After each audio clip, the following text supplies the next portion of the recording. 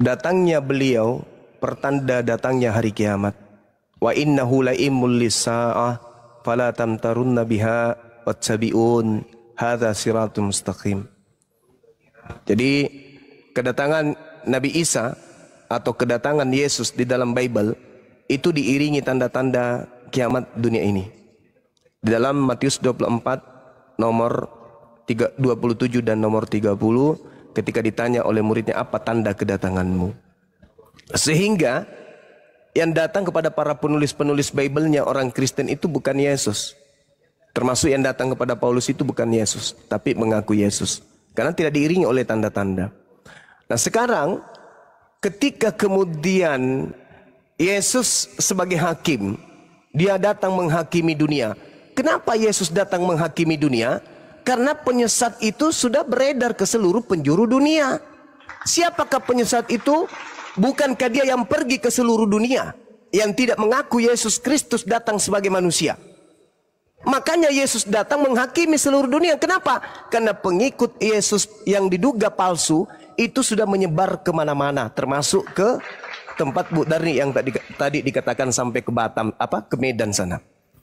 Penyesat itu sudah ke penjuru dunia. Maka Yesus harus memutuskan perkara terhadap orang-orang yang mendudukkan dirinya pada bukan tempat yang seharusnya. Makanya Yesus mengatakan di dalam Yohanes 14 nomor 30 bahwasanya dunia ini akan segera dihakimi disebabkan karena penguasa dunia itu telah datang. Siapa penguasa dunia itu menurut Yesus? Penguasa dunia itu adalah iblis. Nah, iblis ini menyebar ajarannya ke seluruh penjuru. Maka kemudian Yesusnya mengajarkan dia sebagai hakim datang ke atas muka bumi ini menghakimi ajaran Yesus palsu yang sudah mendunia. Tidak banyak lagi aku berkata-kata dengan kamu, sebab penguasa dunia datang dan ia tidak berkuasa sedikit pun atas diriku. Siapa penguasa dunia ini yang datang ini? Dialah iblis. Penguasa dunia ini adalah iblis. Dan iblis menginginkan seluruh dunia menjadi pengikutnya. Maka ketika Yesus datang, dunia sedang dalam tidak baik-baik saja. Coba kita lihat di dalam Yohanes 12 nomor 31. Apa kata Yesus di sana? Ini berdasarkan Al-Quran juga yang saya bacakan tadi, Asy-Syu'ara ayat 221. Sekarang berlangsung penghakiman atas dunia. Jadi dunia ini dihakimi. Dihakimi apa maksudnya? Dunia dilemparkan perkara. Apa itu? Adanya pengajaran penyembahan kepada selain daripada Tuhan. Dunia disebarkan isu itu. Siapa yang ikut kepada isu tersebut, maka dia akan disesatkan. Sekarang juga penguasa dunia akan dilemparkan keluar. Jadi pada masa Yesus, penguasa dunia dilemparkan keluar. Keluar dari mana? Satu-satunya tempat adalah goa dan juga kubur. Itu. Penguasa dunia dilemparkan dari kubur. Sehingga kemudian ketika Bu Darni mengatakan dia datang untuk menghakimi dunia, betul. Karena ajaran si iblis sudah mendunia. Siapa itu? Orang-orang yang mengajarkan menyembah kepada Yesus Kristus. Itulah yang dimaksud oleh Yesus. Makanya di ujungnya nanti setiap orang yang memanggil Yesus Tuhan, bernubuat, bermujizat, mengusir setan, tapi tidak melakukan kehendak Tuhannya Yesus, maka semuanya akan dilemparkan ke dalam api neraka. Polanya sederhana. Sedikit lagi.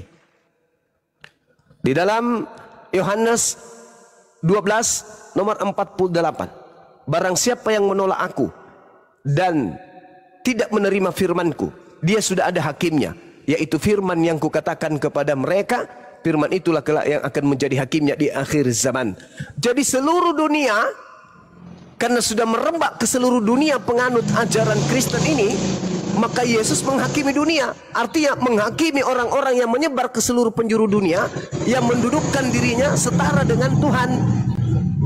Makanya Yohanes 12 nomor 48, pola penghakiman Yesus itu berdasar kepada perkataan-perkataan Yesus yang disampaikan oleh Yesus ke tengah-tengah Bani Israel. Maka ketika dia datang, Di dalam Matius 24 nomor 30, seluruh manusia akan meratap, seluruh manusia akan melihat dia berdiri di awan-awan bersama dengan para malaikat. Jadi kalau itu tidak terjadi atau belum terjadi, maka itu bukan Yesus. Orang-orang yang menyembah yang bukan Yesus inilah yang disebut sebagai dia datang untuk menghakimi dunia. Karena pengikut Yesus palsu itu sudah mendunia. Dan pola penghakimannya itu jelas. Yaitu mereka yang tidak melakukan kehendak Bapa dan mereka yang kemudian menolak firman Yesus. Yesus berkata, aku diutus hanya kepada domba yang hilang dari Bani Israel. Orang yang merusak tatanan firman tersebutlah yang akan dihakimi kemudian. Kalau di Islam tidak. Wa isqala Isa bin Maryam ya Bani Israel inni rasulullahi ilaikum. Al-Quran datang menjelaskan Nabi Isa alaihissalam itu hanya untuk Bani Israel, bukan di luar Bani Israel.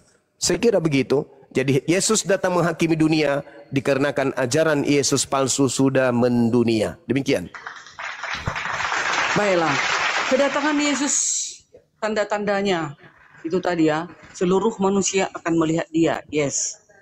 Kalau tanda-tanda itu tidak ada atau kedatangan Yesus itu petir menyambar dari timur ke barat katanya, ya kan? Kalau itu tidak ada berarti itu palsu.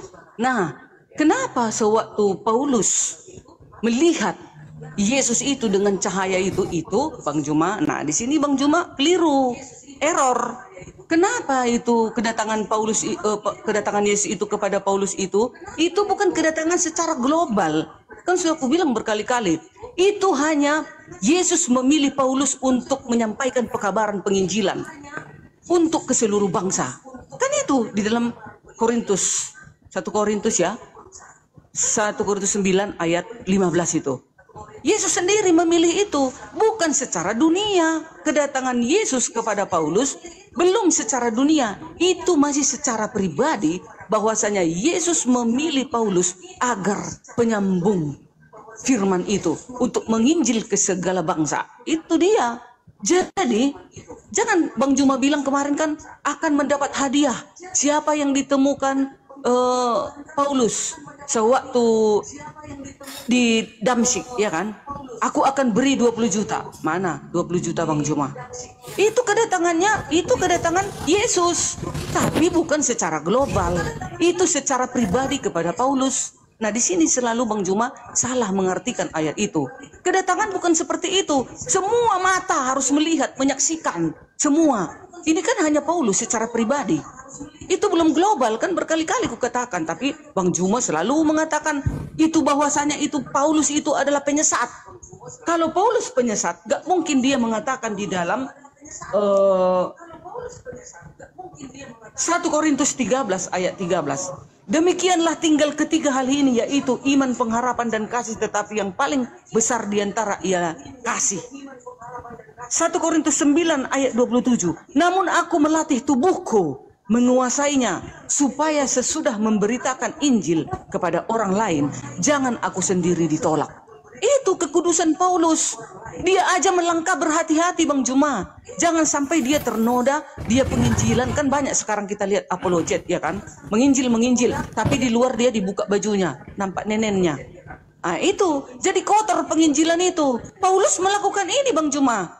Jadi jangan Bang Juma bilang dan teman-teman Islam mengatakan Paulus itu ajaran dari iblis. Kalau dari ajaran iblis, pasti dari buahnya itu ketahuan dia bagaimana. Pasti sifat-sifatnya pun menjijikkan, kan seperti itu. Tapi Paulus tengok ini, dia ya. 1 Korintus 13 ayat 4 sampai 8. Kasih itu sabar, kasih itu baik hati, ia tidak cemburu, ia tidak memegahkan diri dan tidak sombong. Ayat 5. Ia tidak melakukan yang tidak sopan dan tidak mencari keuntungan diri sendiri. Ia tidak pemarah dan tidak menyimpan kesalahan orang lain. Itu ajaran Paulus. Dia menyuruh kita agar menyucikan diri kita ini supaya penginjilan kita tidak ternoda. Itu Bang Juma. Jadi kami sebagai umat Kristen bangga Rasul Paulus dikirimkan kepada kami. Yang mengirim siapa? Yesus. Kalau sudah Yesus mengirimkan, benarlah dia Tuhan, penguasa yang mampu mengirim, mengutus rasul-rasul kepada manusia. Itu. Silakan Bang Juma. Oke, baik. Makasih Bu Darni. kembali saya katakan bahwa pola yang saya sampaikan ini tidak lepas dari Al-Quranul Karim. Wa innahu la ilmul lis-sa'ah fala tamtarunna biha wattabi'un. Dan sungguh kedatangan Nabi Isa itu benar-benar pertanda akan datangnya hari kiamat. Yesus dan muridnya di Bukit Zaitun mengadakan pembicaraan rahasia. Yesus ditanya oleh murid, "Guru, apa tanda-tanda kedatanganmu?" Yesus berkata dua, tanda-tanda kedatangan si palsu dan tanda-tanda kedatangan si asli. Kedatangan si asli diikuti tanda kiamat. Bintang-bintang berjatuhan, matahari menjadi gelap, bulan tidak bercahaya, kuasa-kuasa langit berjatuhan, bintang-bintang berjatuhan. Itu tanda-tanda kalau yang datang Yesus asli. Tanda si palsu, kata Yesus, mengaku saja, akulah Yesus, akulah Kristus. Tapi tidak ada tanda-tanda itu. Maka Yesus mengatakan waspada. Jadi apabila ada orang berkata ada Yesus di sini, ada Yesus di sana, jangan kau percaya. Sebab tanda-tanda kedatanganku bla bla bla bla bla bla bla bla bla bla bla bla bla. Selain daripada itu palsu dan dia akan menyesatkan banyak orang. Kalau Ibu Darni mengatakan itu bukan kedatangan, lalu apa? Yang datang kepada Yesus Paulus itu siapa? Kalau itu bukan Yesus, lalu siapa yang datang kepada Paulus? Dia datang dalam rupa cahaya, dalam rupa suara. Itu siapa? Yesus katanya. Loh, Yesus tidak mengatakan tanda-tanda seperti itu. Kalau berupa cahaya, justru Yesus mengatakan dalam Lukas 10:18, aku melihat iblis jatuh dari langit berupa cahaya. Hati-hati. Dia akan menyesatkan banyak orang. Berarti Yesus palsu ini memiliki pengikut banyak. Hari ini kandidatnya cuma Kristen, tak ada yang lain. Kalau Kristen ini adalah betul pengikut Yesus yang asli, maka abad pertama kemarin dunia sudah kiamat. Karena ketika yang asli datang kepada Paulus, entel-heng ente. Semuanya orang sudah tak ada di dunia. Kenapa? Bintang-bintang berjatuhan. Bintang jatuh dari langit, hancurlah kita. Faktanya masih hidup 2000 tahun alam semesta ini. Berarti itu bukan Yesus. Kalau Anda mengatakan kemudian kasihilah, pemurahlah, pemaaflah. Loh, macam meragukan aja keahlian iblis. Bagaimana Adam bisa jatuh?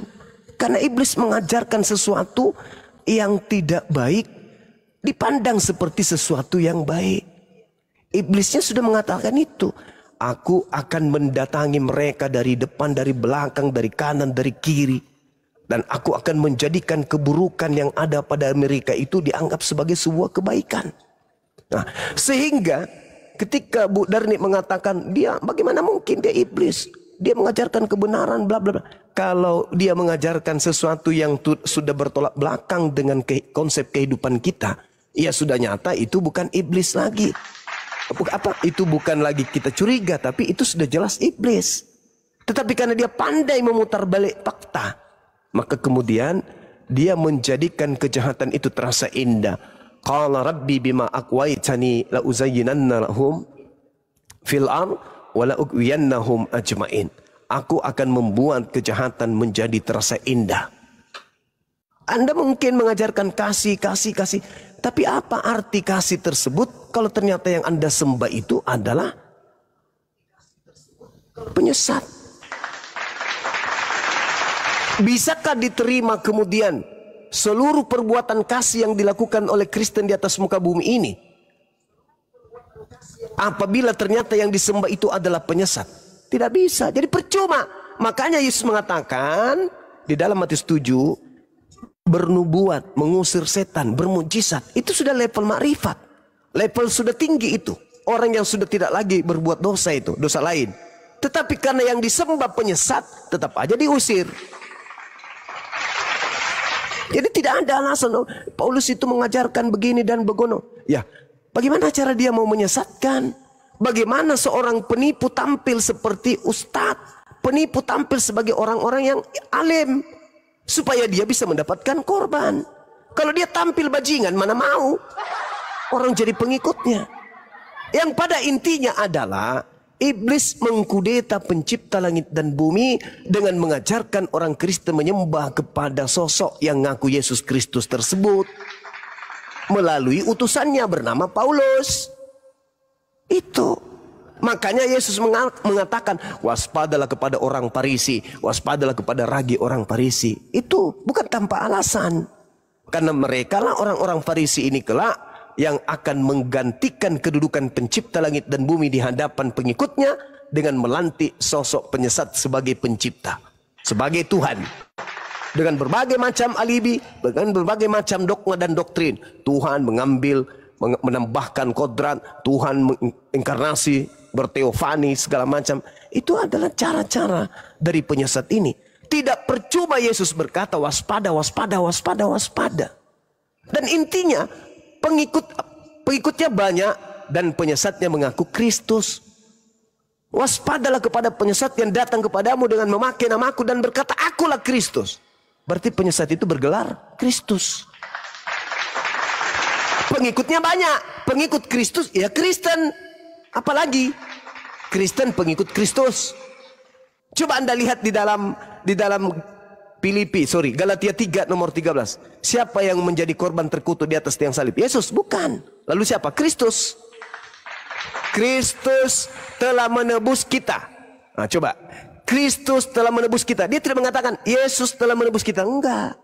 Dia mengatakan Kristus telah menebus kita dari kutuk hukum Taurat dengan jalan menjadi kutuk, sebab ada tertulis terkutuklah orang yang mati di atas, yang digantung di atas tiang salib. Siapa itu? Ya Kristus. Kristus yang mana? Tunggu dulu, karena ada juga Kristus palsu. Dia akan menyesatkan banyak orang. Kalau dia berhasil menyesatkan banyak orang, maka Kristus ini pasti lihai, pasti ahli di dalam menyesatkan. Maka banyak orang yang akan tersesat. Jadi coba aja diukur. Apakah tanda-tanda yang Yesus katakan itu sudah ada pada Paulus? Matahari menjadi gelap, bumi tidak bercahaya, bintang-bintang berjatuhan, kuasa langit akan bergoyang atau berguncang, kemudian akan nampak dari langit anak manusia, seluruh manusia akan meratap akan kejadian itu dan seluruh manusia akan melihatnya. Jadi lebih benar Al-Quran. Ketika Nabi Isa alaihissalam datang, maka tak ada manusia main TikTok lagi, nggak ada. Nggak ada manusia lagi kemudian jemur pakaian, nggak ada. Nggak ada lagi manusia, bikin adik-adik, nggak ada. Begitu langit menjadi gelap, matahari tidak bercahaya, matahari menjadi gelap, bulan menjadi gelap, kemudian bintang-bintang berjatuhan. Pada saat itulah Nabiullah Isa alaihissalam akan turun dari langit. Dang, dang, dang, dang, dang, dang, dang, dang, dang. Semua aktivitas manusia berhenti. Semua manusia akan meratap dan kemudian melihat Yesus di tengah-tengah langit. Itulah tanda kedatangan Yesus kami. Sedangkan Yesus Bu Darni, Yesusnya orang Kristen, datang kepada Paulus, siapakah engkau Tuhan? Akulah Yesus yang kau. Itu bukan Yesus kami itu. Itu bukan Yesus kami. Itu Yesusnya Roma dan Yunani yang dijual Paulus in the gang kepada non-Yahudi. Silakan Bu Darni. Baiklah. Kalaupun Bang Juma menolak kedatangan Yesus itu kepada Paulus, iya nggak apa-apa. Nah, tetapi di dalam Alkitab kami jelas ada dalil. Nggak ada hoax ya. Pakai dalil ini. Nih, Kisah Para Rasul. Tadi, kedatangan Yesus kepada Paulus. Itu belum kiamat, Bang Juma. Kedatangan Yesus kepada Paulus secara pribadi. Yesus memilih. Apa nggak bisa rupanya Tuhan itu memilih umatnya untuk sebagai alat penginjilannya? Masa nggak bisa sih? Nah, ini ada pula dalilnya. Dan pula ada saksi-saksi mata yang melihat. Nah, Kisah Para Rasul 9 ayat 1 sampai 19. Ayat 5 di situ pada waktu Paulus ini kan mau ke Damsyik nih, mau menganiaya murid-murid Yesus. Tetapi dia didatangkan oleh Yesus. Kan Yesus mau memilih dia sebagai alat penginjilan. Terdapatlah di dalam ayat 15. Kisah para Rasul 9 ayat 15. Tetapi firman Tuhan kepadanya, kepada si Ananias. Ananias itu loh, kalau di sekarang ini dikatakan pendeta lah. Ya, Ananias pada saat itu adalah pengikut Tuhan yang setia. Karena dia pengikut Tuhan yang setia, tentu hidupnya kudus. Maka Tuhan memilih dia. Pasti tangannya itu bersih, kudus. Maka dia layak untuk mendoakan orang. Kan gitu kan? Nah, lalu dipilih Yesuslah Ananias untuk menyembuhkan Paulus. Ada saksi mata. Pada saat itu, waktu Paulus melihat cahaya itu, dia buta matanya 3 hari. Tak makan, tak minum dia 3 hari, Bang Juma. Bayangkan itu. Dengar ini ya. Tetapi firman Tuhan kepadanya, ayat 15. Pergilah sebab orang ini adalah alat pilihan bagiku untuk memberitakan namaku kepada bangsa-bangsa lain serta raja-raja dan orang-orang Israel. Makanya sampai sekarang ke segala penjuru bumi. Siapa Yesus itu? Memang udah dipilih Yesus dia. Ada ayatnya. Nah, ayat 16. Aku sendiri akan menunjukkan kepadanya betapa banyak penderitaan yang harus ia tanggung oleh karena namaku. Makanya dia dikejar-kejar tentara Romawi. Makanya dia matinya aja pun dipenggal kepalanya. Kalian juga bilang dia penyesat. Silakan aja, nggak apa-apa. Kalian bilang dia iblis. Ya nggak apa-apa. Nah, tetapi kami umat Kristen, karena ada dalil. Kalau Bang Juma kan nggak ada dalil itu. Bang Juma kan hanya untuk menyerang saja. Kalau dalilnya nggak ada, mana? Coba buktikan mana dalilnya, nggak ada.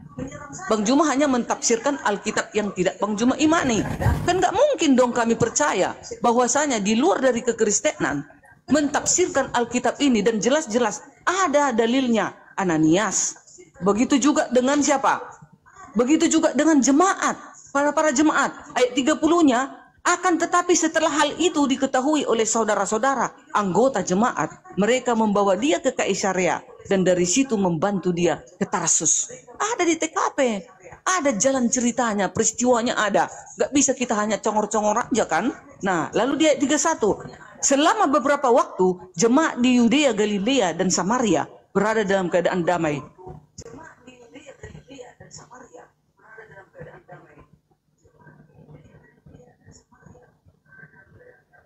Itu kenapa ke-mute Ibu Darni? Iya, memang ada yang nanya itu. Nah, di dalam ayat 31 tadi banyak saksinya. Yudea, Galilea, Samaria. Jemaat-jemaat itu menolong Paulus pada saat itu, ya, untuk membantu Paulus pergi agar jangan ditangkap tentara Romawi. Ada saksinya. Bang Juma kan dari tadi mana ada saksinya? Hanya mentafsir-tafsir Paulus didatangi Yesus. Itu yang didatangi cahaya itu adalah iblis, Bang Juma bilang. Sementara umat Kristen satu pun kalau ditanya, gak ada pernah percaya bahwasanya kami mendengarkan Paulus itu berjumpa dengan iblis. Tidak. Langsung dia mengatakan di sini, akulah Yesus. Ini kan pembuktian, ini cerita, dicatatkan ini, dicatatkan sejarah itu. Bang Juma tadi kan gak ada Alkitab kaminya Bang Juma baca-baca. Lalu Abang Juma pelintir dengan suka-suka Bang Juma. Ya gak terima dong kami, tapi gak masalah. Namanya juga kami ini kan melawan roh-roh kegelapan. Kami bukan melawan Bang Juma sebenarnya. Bang Juma itu dibaliknya itu ada roh kegelapan untuk memutarbalikkan Injil. Makanya ada dikatakan di dalam Galatia 1 ayat 7. Hanya satu Injil, yang lainnya memutarbalikkan, nggak kebenaran. Tapi inilah kekuatan kita. Kita harus saling berdiskusi, mana kebenaran itu baiklah masing-masing untuk menilainya. Tapi beginilah di TKP, ada ayatnya dan ada kitabnya mencatat bahwasanya Paulus tidak seorang diri, ada beberapa orang jemaat-jemaat dan ada pemuka agama pada saat itu. Silakan. Iya, Dan ku katakan ya Bang Juma, kedatangan Yesus bukan akhir zaman ya kepada Paulus, tetapi memilih secara pribadi gitu. Ya, baik. Jadi saya hanya meluruskan apa yang tertulis di Bible. Saya tidak mentafsirkan. Saya menguatkan argumentasi. Sebagaimana Al-Quran mengatakan orang-orang beriman itu datang membersihkan Nabi Isa dari tanggapan orang-orang kafir. Kalau hari ini Bu Darni mengatakan itu adalah kedatangan secara pribadi, mohon maaf, sekali lagi mohon maaf. Yesus berpesan di dalam Matius 24 nomor 26. Ini bukan saya mengada-ngada atau saya mentafsirkan, tidak. Apa kata Yesus kepada Bani Israel? Sekali lagi saya minta maaf. Yesus ketika berbicara, dia tidak sedang berbicara kepada orang Roma, orang Yunani, apalagi orang yang hidup 2000 tahun setelahnya. Yesus berbicara kepada Bani Israel, orang-orang saleh yang menundukkan diri mereka terhadap hukum-hukum Tuhan. Yang tadi kita bahas tentang Hawariyun. Jadi tidak mungkin Hawariyun mengajarkan sesuatu yang bertolak belakang dengan Yesus atau Nabi Isa dalam pandangan Islam. Nomor 26-nya Yesus mengatakan apa? Jika ada orang yang berkata melihat aku bertemu aku di Taimeon. Taimeon itu bahasa Yunani, artinya kamar rahasia. Paulus menulis surat dalam kamar rahasia, alias penjara. Unsur yang diceritakan Yesus kepada muridnya sebagai nasihat awal agar waspada kepada pengaku-pengaku bertemu dengan dirinya, itu sudah jelas adanya. Saya tidak mentafsirkan. Sebagai Islam, tugas saya hanya menyampaikan. Barang siapa yang mau beriman silakan. Jadi kata Yesus, apabila ente melihat orang berkata kepada ente, lihat ada Yesus di padang gurun. Ini Paulus kena ini. Karena di dalam Kisah Para Rasul 9 dan Kisah Para Rasul 22, Paulusnya berada di padang gurun. Janganlah kamu pergi ke situ. Ini nasihat Yesus kepada Bani Israel, agar jangan ke tempat Paulus. Atau lihat, Yesus ada di dalam bilik kamar rahasia, Taimeong. Jangan kamu percaya. Saya hanya membantu, mengingatkan. Kemudian Yesus berkata, jangan kamu percaya, jangan kau pergi ke sana. Jika ada orang yang mengaku bertemu dengan aku di padang gurun, atau mengaku-ngaku melihat aku di dalam bilik penjara. Saya mentafsirkan ini bilik penjara karena kata Taimeon itu dalam bahasa Yunani artinya kamar pribadi atau kamar rahasia. Siapa yang berada di dalam kamar pribadi, mengaku bertemu Yesus, lalu mengajar kepada orang lain untuk menyesatkan orang banyak, satu-satunya kandidat hanya Paulus. Menyesatkan banyak orang. Dan kalau saudari saya yang saya kasihi, Bu Darni, menolak itu, silakan. Tapi tolong bantu saya, bantu Bang Suma ini untuk melihat kebenaran Bible dalam hal ini ucapan Yesus. Saya ingin Yesus itu adalah orang benar dan bukan pendusta. Ketika Yesus berkata, dia Yesus palsu akan menyesatkan banyak orang, tolong tunjukkan kepada saya orang banyak yang disesatkan oleh Yesus palsu ini. Kalau bukan Kristen itu lalu yang mana? Mana orang banyak yang disesatkan Kristus palsu itu? Tunjukkan ke saya. Sedangkan kandidat yang ada di tahun 2025, pengikut Kristus hanya Kristen. Orang Yahudi hari ini pengikut Nabi Musa. Mereka penganut agama Yahudi. Mereka adalah aktivis tanah. Mereka bukan pengikut Kristus. Mereka malah penolak Kristus. Kandidat satu-satunya hanya Kristen, pengikut Kristus. Kalau bukan Kristen yang adalah pengikut Kristus palsu, tolong bantu saya. Tunjukkan kepada siapa telunjuk ini harus diarahkan. Mereka lah pengikut-pengikut Kristus palsu. Tunjukkan itu kepada saya. Karena Yesusnya dengan terang mengatakan, apabila ada orang berkata kepadamu, lihat Yesus ada di padang gurun, satu-satunya pendiri agama, pendiri tokoh sekte agama, yaitu Paulus yang pernah mengaku bertemu dengan Yesus di padang gurun. Paulus bertemu di padang gurun Damsyik ketika dia melakukan perjalanan ke situ. Dia bertemu dengan sosok mengaku Kristus.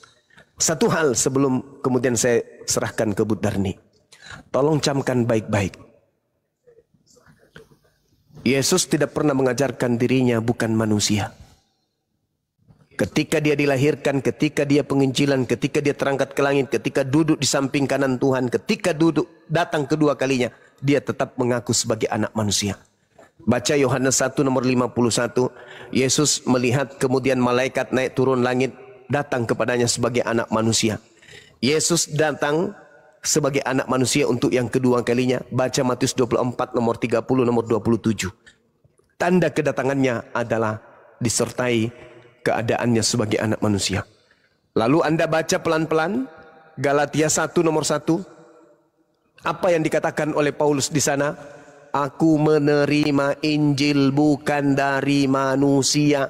Bukan manusia yang mengajarkan aku Injil, tetapi di dalam Galatia 1 nomor 11 yang mengajarkan Injil kepadaku adalah Yesus. Dan dia bukan manusia.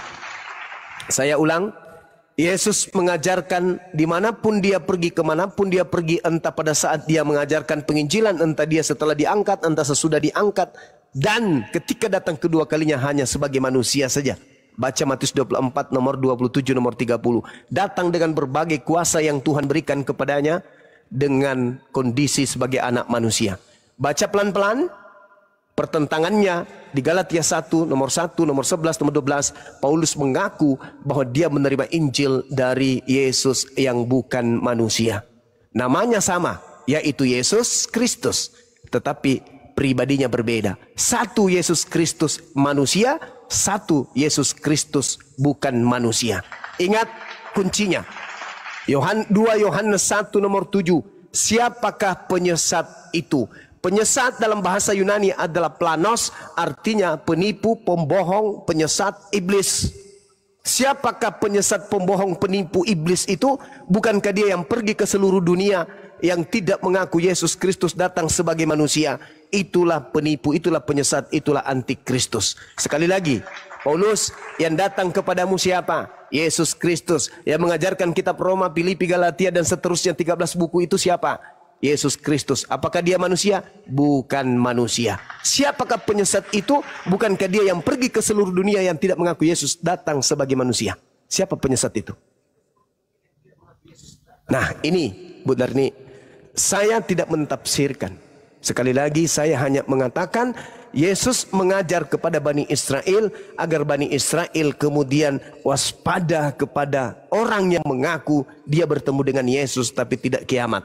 Maka ketika orang-orang Yahudi murid Yesus memandang keluar dari aule, dari halaman Yerusalem memandang ke Roma, mereka melihat orang-orang menyembah kepada sosok yang mengaku Yesus Kristus sambil tersenyum-senyum. Bisa jadi dalam hati mereka berkata, celaka lu ye, lu percaya kepada Yesus yang datang kepada lu ye, padahal guru kami berkata ketika dia datang maka itu tanda kiamat. Dan ternyata yang datang kepada lu tidak kiamat. Artinya lu yang menggenapi penyesat itu datang dengan mengaku Yesus Kristus dan lu adalah pengikutnya. Itu kesimpulan saya bahwa yang diduga, yang datang kepada Paulus diduga Yesus palsu. Silakan Bu Darni. Ya.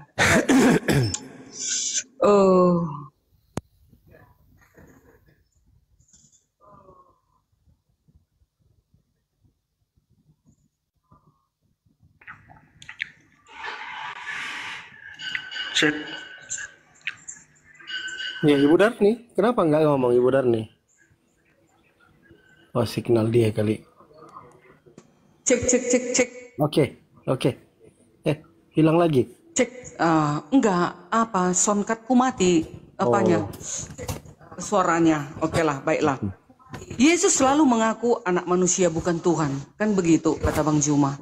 Nah, makanya Bang Juma nggak mengerti, apakah nggak tahu ayat yang lain?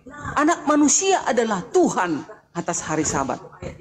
Anak manusia itu tetap disandangkan itu gelarnya kepada Yesus karena dia pernah datang sebagai manusia ke bumi. Itulah di dalam 2 Yohanes 1 ayat 7.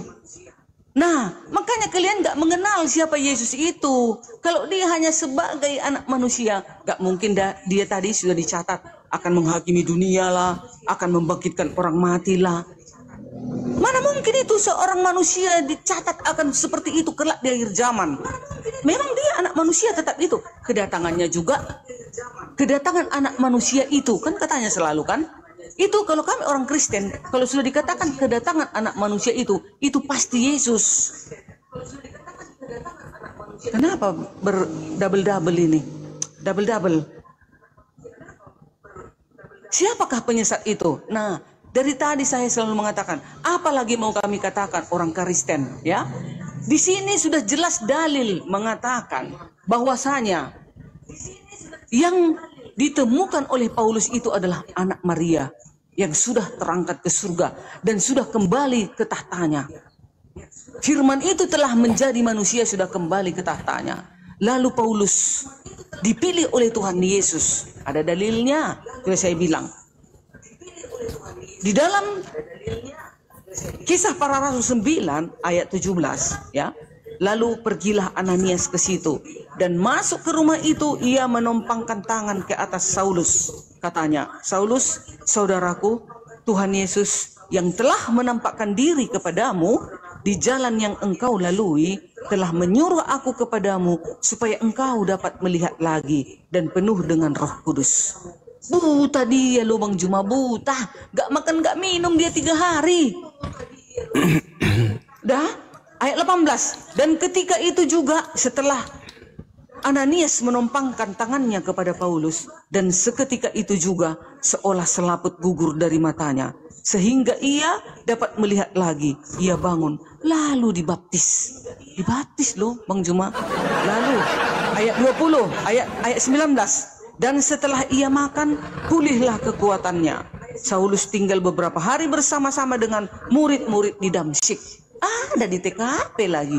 Nah, ayat 20. Ketika itu juga ia memberikan ketika itu juga ia memberitakan Yesus di rumah-rumah ibadah dan mengatakan bahwa Yesus adalah anak Allah dan mengatakan bahwa Yesus adalah anak Allah. Bayangkan itu. Setelah dia udah pulih dari kebutaannya itu, setelah disembuhkan oleh Ananias melalui doanya, melalui pilihan oleh Yesus, maka dia sembuh. Kan kita tahu bahwasanya orang-orang yang dipilih Tuhan, bahwasanya kita adalah manusia-manusia spesial yang tidak pernah melakukan dosa dan noda dalam hidup kita. Kita mampu loh menyembuhkan orang. Itulah Ananias. Dipilih Yesus pada saat itu untuk menyembuhkan kebutaan Paulus karena dia melihat Yesus dengan melalui cahaya. Ayat 21. Semua orang yang mendengar hal itu heran dan berkata, si Paulus ini kan bukannya dia ini yang mau menganiaya, mau membinasakan murid-murid Yesus, yang memanggil nama Yesus, pasti dibinasakannya. Kan gitu kata orang. Kok ke Paulus ini? Itu tadi pertanyaan Bang Zuma, izin saya potong ya itu Darni ya. Iya. Yang mengajarkan Yesus itu manusia, itu Yesus asli. Yang mengajarkan Yesus itu bukan manusia, itu harus diselidiki dulu itu. Iya, kan sudah saya itu bilang. Juga Yesus KW gitu itu. Itu kan kalian, penilaian kalian. Kalau kami orang Kristen, Yesus itu tetap kami mengaku sebagai manusia datang ke bumi. Ada ayatnya, Yohanes 1 ayat 7. Siapa yang tidak percaya Yesus datang sebagai manusia, dia adalah penyesat. Dan juga di dalam Yohanes mengatakan, Yesus ini sebelum jadi manusia, dia adalah firman bersama-sama dengan Elohim. Yohanes 1 ayat 14. Pada mulanya adalah firman. Firman itu bersama-sama dengan Elohim. Firman itu adalah Elohim. Yohanes muridnya. Paulus juga rasulnya mengatakan bahwasanya Paulus adalah anak Allah. Paulus juga dikatakan manusia. Mana ada orang Kristen yang menolak Yesus datang sebagai manusia. Tetapi manusia yang bagaimana? Itu sebelum dia menjadi manusia, Yesus ini dia apa? Yesus ini sebelum menjadi manusia, dia adalah sang firman. Firman itu sendiri. Ya, itu dia. Kalau kalian menolak, kalian mengatakan bahwasanya yang mengatakan Yesus itu adalah Tuhan, itu adalah penyesat. Yesus sendiri hanya mengatakan dirinya utusan dan manusia. Kan seperti itu. Tapi yang bagaimana? Itu yang kalian tidak selidiki. Ya manusia yang bagaimana? Kan begitu. Tetapi kalian kan sekuat tenaga kalian selalu menolak kedatangan Yesus itu sebagai apa? Sebagai Tuhan dan Juru Selamat. Sementara di rukun Islam juga mengatakan Ada 6, salah satunya berimanlah kepada malaikat-malaikat. Berimanlah kepada kitab-kitab terdahulu. Sementara malaikat mengatakan Yesus adalah Tuhan. Darmi, nggak paham mereka, Bu Darmi. Oke, silakan si Bayang dulu, Bayang. Oke, menguatkan aku. Paham mereka. Iya, masih ada, silakan. Yang Gantian. tolong tambahi karena tadi itu kan bicara. Ah ya udah Aku ya udah, menghargai. silakan itu. Silakan itu. Nanti aku lagi. Berdua kita menghajar Bang Juma. Lagi rame di sini. Fakta Beson. Oke. Oke, Silakan, lanjut Bang Bang Juma. Oke, baik. Ketika kemudian dikatakan Paulus bertemu dengan Yesus, lalu buta dan seterusnya. Saya melihat data di dalam Matius 12 nomor 22. Yesus kemudian mendatangi orang yang kerasukan setan. Dan orang itu kemudian buta. Dan ketika Yesus mengobatinya, orang itu kemudian melihat. Artinya bahwa tanda-tanda orang yang kerasukan setan salah satunya adalah buta. Kemudian ketika saudari saya ini mengatakan bahwa yang datang kepada Yesus, kepada Paulus itu adalah Yesus, itu kan pengakuan sepihak. Pengakuan sepihak. Pengakuan Paulus itu sendiri. Yesus tidak pernah mengatakan itu sebelum kemudian adanya Yesus yang diduga palsu kepada Paulus. Coba Anda teliti lagi deh. Ada nggak Yesus ketika penginjilan bersinggungan dengan Yesus, dengan Paulus? Itu tak ada. Bahkan Yesus berkata bahwasanya ada orang angkatan jahat yang bertaubat. Lalu setelah bertaubat, iblis masuk ke dalam dirinya sebanyak 8 iblis. Sehingga orang yang bertobat tadinya ini, itu 2 kali lebih jahat daripada sebelum dia bertobat. Jauh lebih jahat, bukan 2 kali. Jauh lebih jahat daripada setelahnya. Dan itu berlaku terhadap angkatan jahat, yaitu orang Farisi. Matius 12 nomor 38 sampai nomor 45. Nah, ketika kemudian Ibu Darni mengatakan bahwa itu adalah perjumpaan pribadi. Tadi saya sudah mengatakan apapun judulnya. Kalau ada yang mengaku bertemu dengan aku, jangan kau percaya. Tapi kalau hari ini Bu Darni percaya, ya silakan aja. Toh Yesus hanya menasihati muridnya Bani Israel. Yesus menasihati murid Bani Israel supaya jangan percaya. Kalau hari ini Bu Darni percaya, silakan aja. Karena Bu Darni bukan Bani Israel. Toh Yesus hanya menasihati Bani Israel saja. Cuman, apakah Ibu tidak khawatir? Kalau ternyata kita umat yang muncul di tahun 2025 ini, belajar Quran, belajar Bible, membaca betapa dahsyatnya nasihat Yesus kepada Bani Israel agar tidak percaya kepada Kristus palsu, dan Anda menemukan diri Anda hari ini ternyata sebagai pengikut Kristus. Apakah Anda khawatir? Kalau Islam bukan pengikut Kristus, bebas. Tapi saudara-saudara Kristen saya ini pengikut Kristus. Kristus yang mana yang Anda ikuti? Kristus yang datang kepada Paulus. Sedangkan Yesusnya berkata, hati-hati kepada murid-muridnya, hati-hati kepada orang yang mengaku Yesus, orang yang mengaku bertemu Yesus. Nah, Paulus mengaku bertemu dengan Yesus. Untuk membuktikan bahwa yang datang kepadanya itu Yesus asli, maka harus diikuti tanda-tanda. Apa tanda-tanda? Menurut Yesus, saya ulang lagi, ini yang keempat kalinya, matahari menjadi gelap. Apakah itu terjadi pada saat Paulus bertemu dengan sosok ngaku Yesus? Tidak. Bulan tidak bercahaya. Apakah itu terjadi pada saat sosok yang mengaku Yesus datang kepada Paulus? Tidak. Tidak, Paman. Bintang-bintang berjatuhan. Apakah itu terjadi? Tidak juga. Berarti ada kedahsyatan yang terjadi. Makanya tadi di awal saya mengatakan kepada teman-teman, sahabat-sahabat, Yesusnya berkata bahwa dunia ini sudah jatuh ke dalam penghakiman. Itu kata Yesus. Dunia jatuh ke penghakiman. Baca di dalam kitab saudara Yohanes 14 nomor 30. Tidak banyak lagi aku berkata-kata dengan kamu, sebab penguasa ini datang dan ia tidak berkuasa sedikit pun atas diriku. Berarti ketika kemudian iblis merasuki Yudas, iblis tidak berkuasa untuk bagaimana Yesus itu bisa disalibkan. Karena Yesus mengatakan, iblis tidak berkuasa sedikit pun atas diriku. Nah, coba lihat di dalam Lukas 24. Lukas 4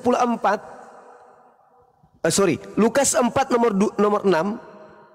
Di situ Yesusnya mengatakan bahwasanya iblis datang mencobai Yesus, dan kemudian iblis mengatakan, kepadaku telah diberi kuasa langit bumi, dan aku berhak memberikan kepada siapapun yang aku kehendaki. Nah, sekarang ada orang yang keluar dari kubur, yang juga datang ke Ananias dan juga ke Yudas, yang mengaku sebagai penguasa. Kepadaku telah diberi kuasa. Sedangkan yang diberi kuasa ini adalah iblis.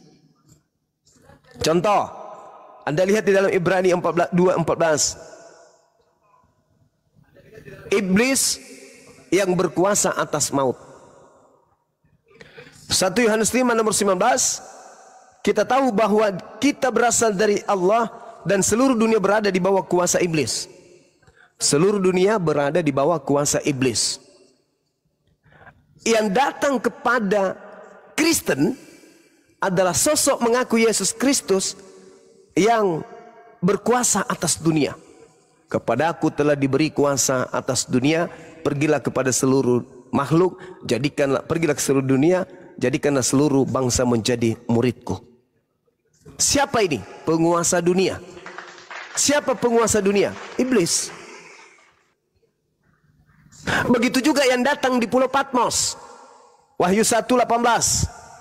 Dan yang hidup aku telah mati, namun lihat aku hidup sampai selama-lamanya, dan aku juga memegang kunci maut dan kerajaan maut. Siapa yang memegang kerajaan maut? Iblis. Lalu siapa yang mengaku Alfa dan Omega?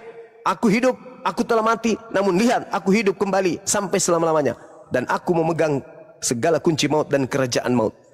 Bukankah Yesus kerajaannya dari surga? Bukan kerajaan maut? Lalu siapa ini yang memegang kerajaan maut ini? Iblis. Berhasil tidak kemudian iblis mengajak manusia menyembah kepada dirinya? Berhasil. Melalui siapa? Melalui Paulus.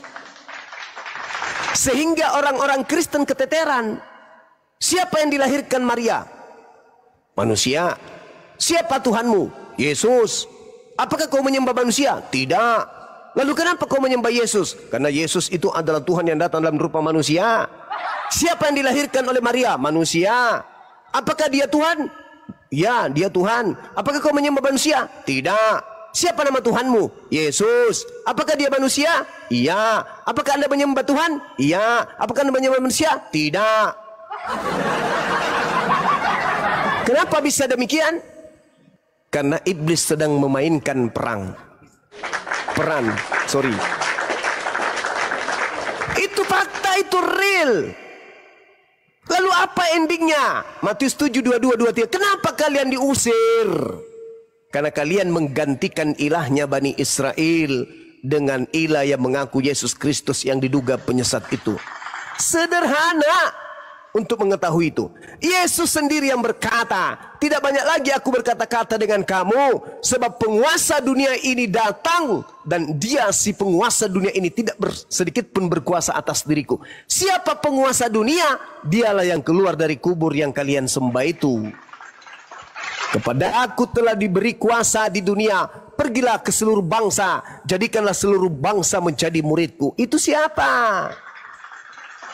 Ya, udah saya izin menanggapi. Iya, silakan. Iya bang, tadi Ini saya sempat ini panitia mana? Kok nggak ada yang bikin kopi udah jam segini ya?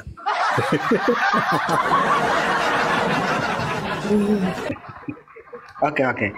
Tadi saya sempat mendengar abang mengatakan bahwa yang nanti dikubur terus yang disalib itu kan Mesias palsu bang ya, Kristus palsu. Yes.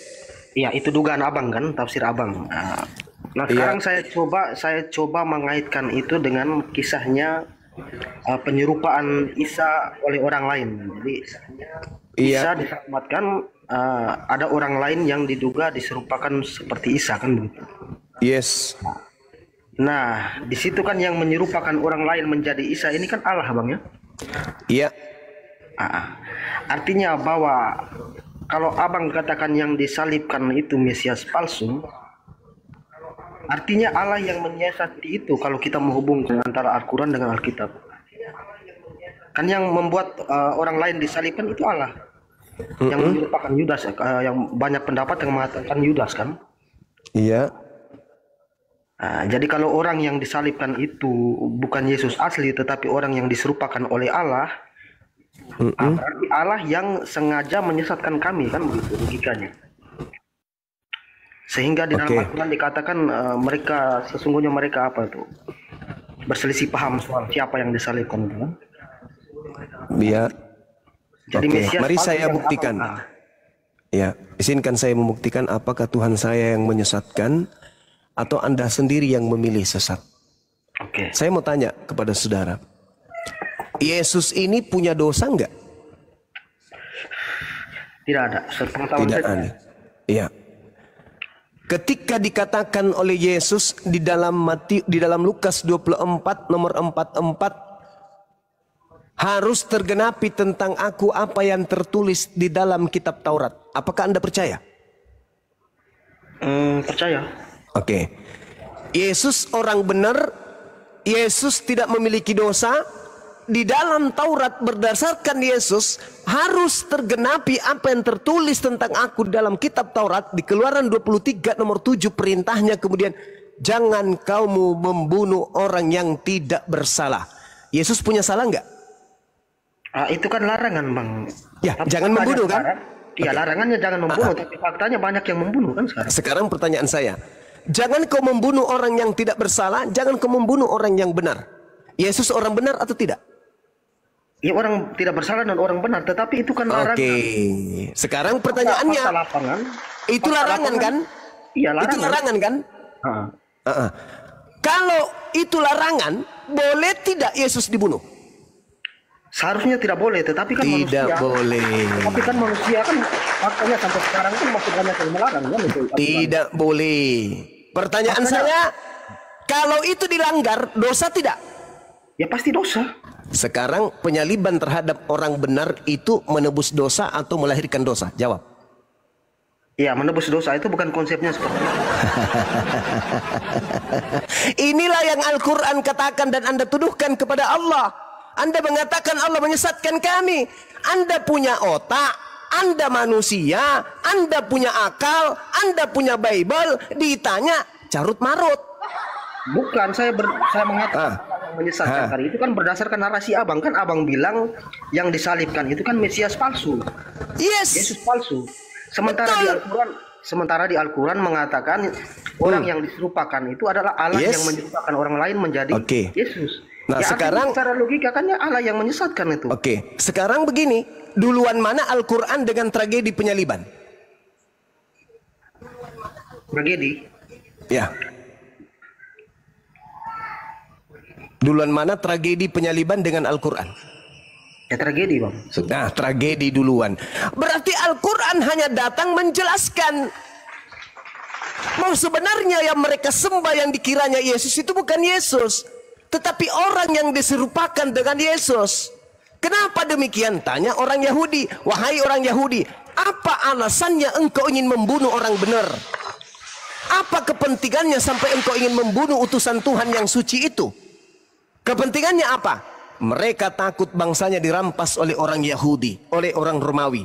Maukah Tuhan pencipta langit dan bumi membiarkan orang yang disucikan orang yang dikasihi, orang yang menjadi wakilnya, utusannya di tengah-tengah Bani Israel dibunuh oleh pelaku-pelaku maksiat? Apakah Tuhan ridho? Apakah Tuhan mau? Tuhan tidak mau. Salahkah ketika Tuhan kemudian menggantikan hambanya yang suci ketika hendak dibunuh, lalu Tuhan menggantikan orang yang suci ini dengan pengkhianat? Salah enggak menurut saudara? Artinya Tuhan menumbalkan orang lain gitu Bang ya? Saya ulang pertanyaannya, salah tidak ketika Tuhan menggantikan orang benar ini dengan pengkhianat? Salah enggak? Salah sih seharusnya. Kok salah? Coba Anda baca Amsal 21 nomor 18. Amsal ini kan tulisan Salomo. Yesus berkata harus digenapi apa yang tertulis tentang aku di dalam kitab Salomo. Amsal 21 nomor 18 di situ berkata apa? Orang fasik dipakai sebagai tebusan bagi orang benar, dan pengkhianat dipakai sebagai ganti orang yang jujur. Siapa yang berkhianat kepada Yesus? Ya, Yudas paman. banyak. Salah tidak ketika Tuhan menggantikan orang benar ini dengan pelaku maksiat? Salah enggak? Kalau pengkhianat Yesus itu banyak Bang. Salah satunya Iya. Yudas. Sekarang pertanyaan saya, salah tidak ketika Tuhan menggantikan Yesus yang orang benar dengan orang fasik? Salah enggak? Kalau menurut saya salah. Kenapa bisa? Ya kalau berpatokan pada pengkhianat, ya pengkhianatnya banyak. Kenapa harus Yudas kan? Karena dia yang makan suap. Ulangan 27 nomor 25, terkutuklah orang yang makan suap. Yang disalib ini terkutuk enggak? Tidak terkutuk.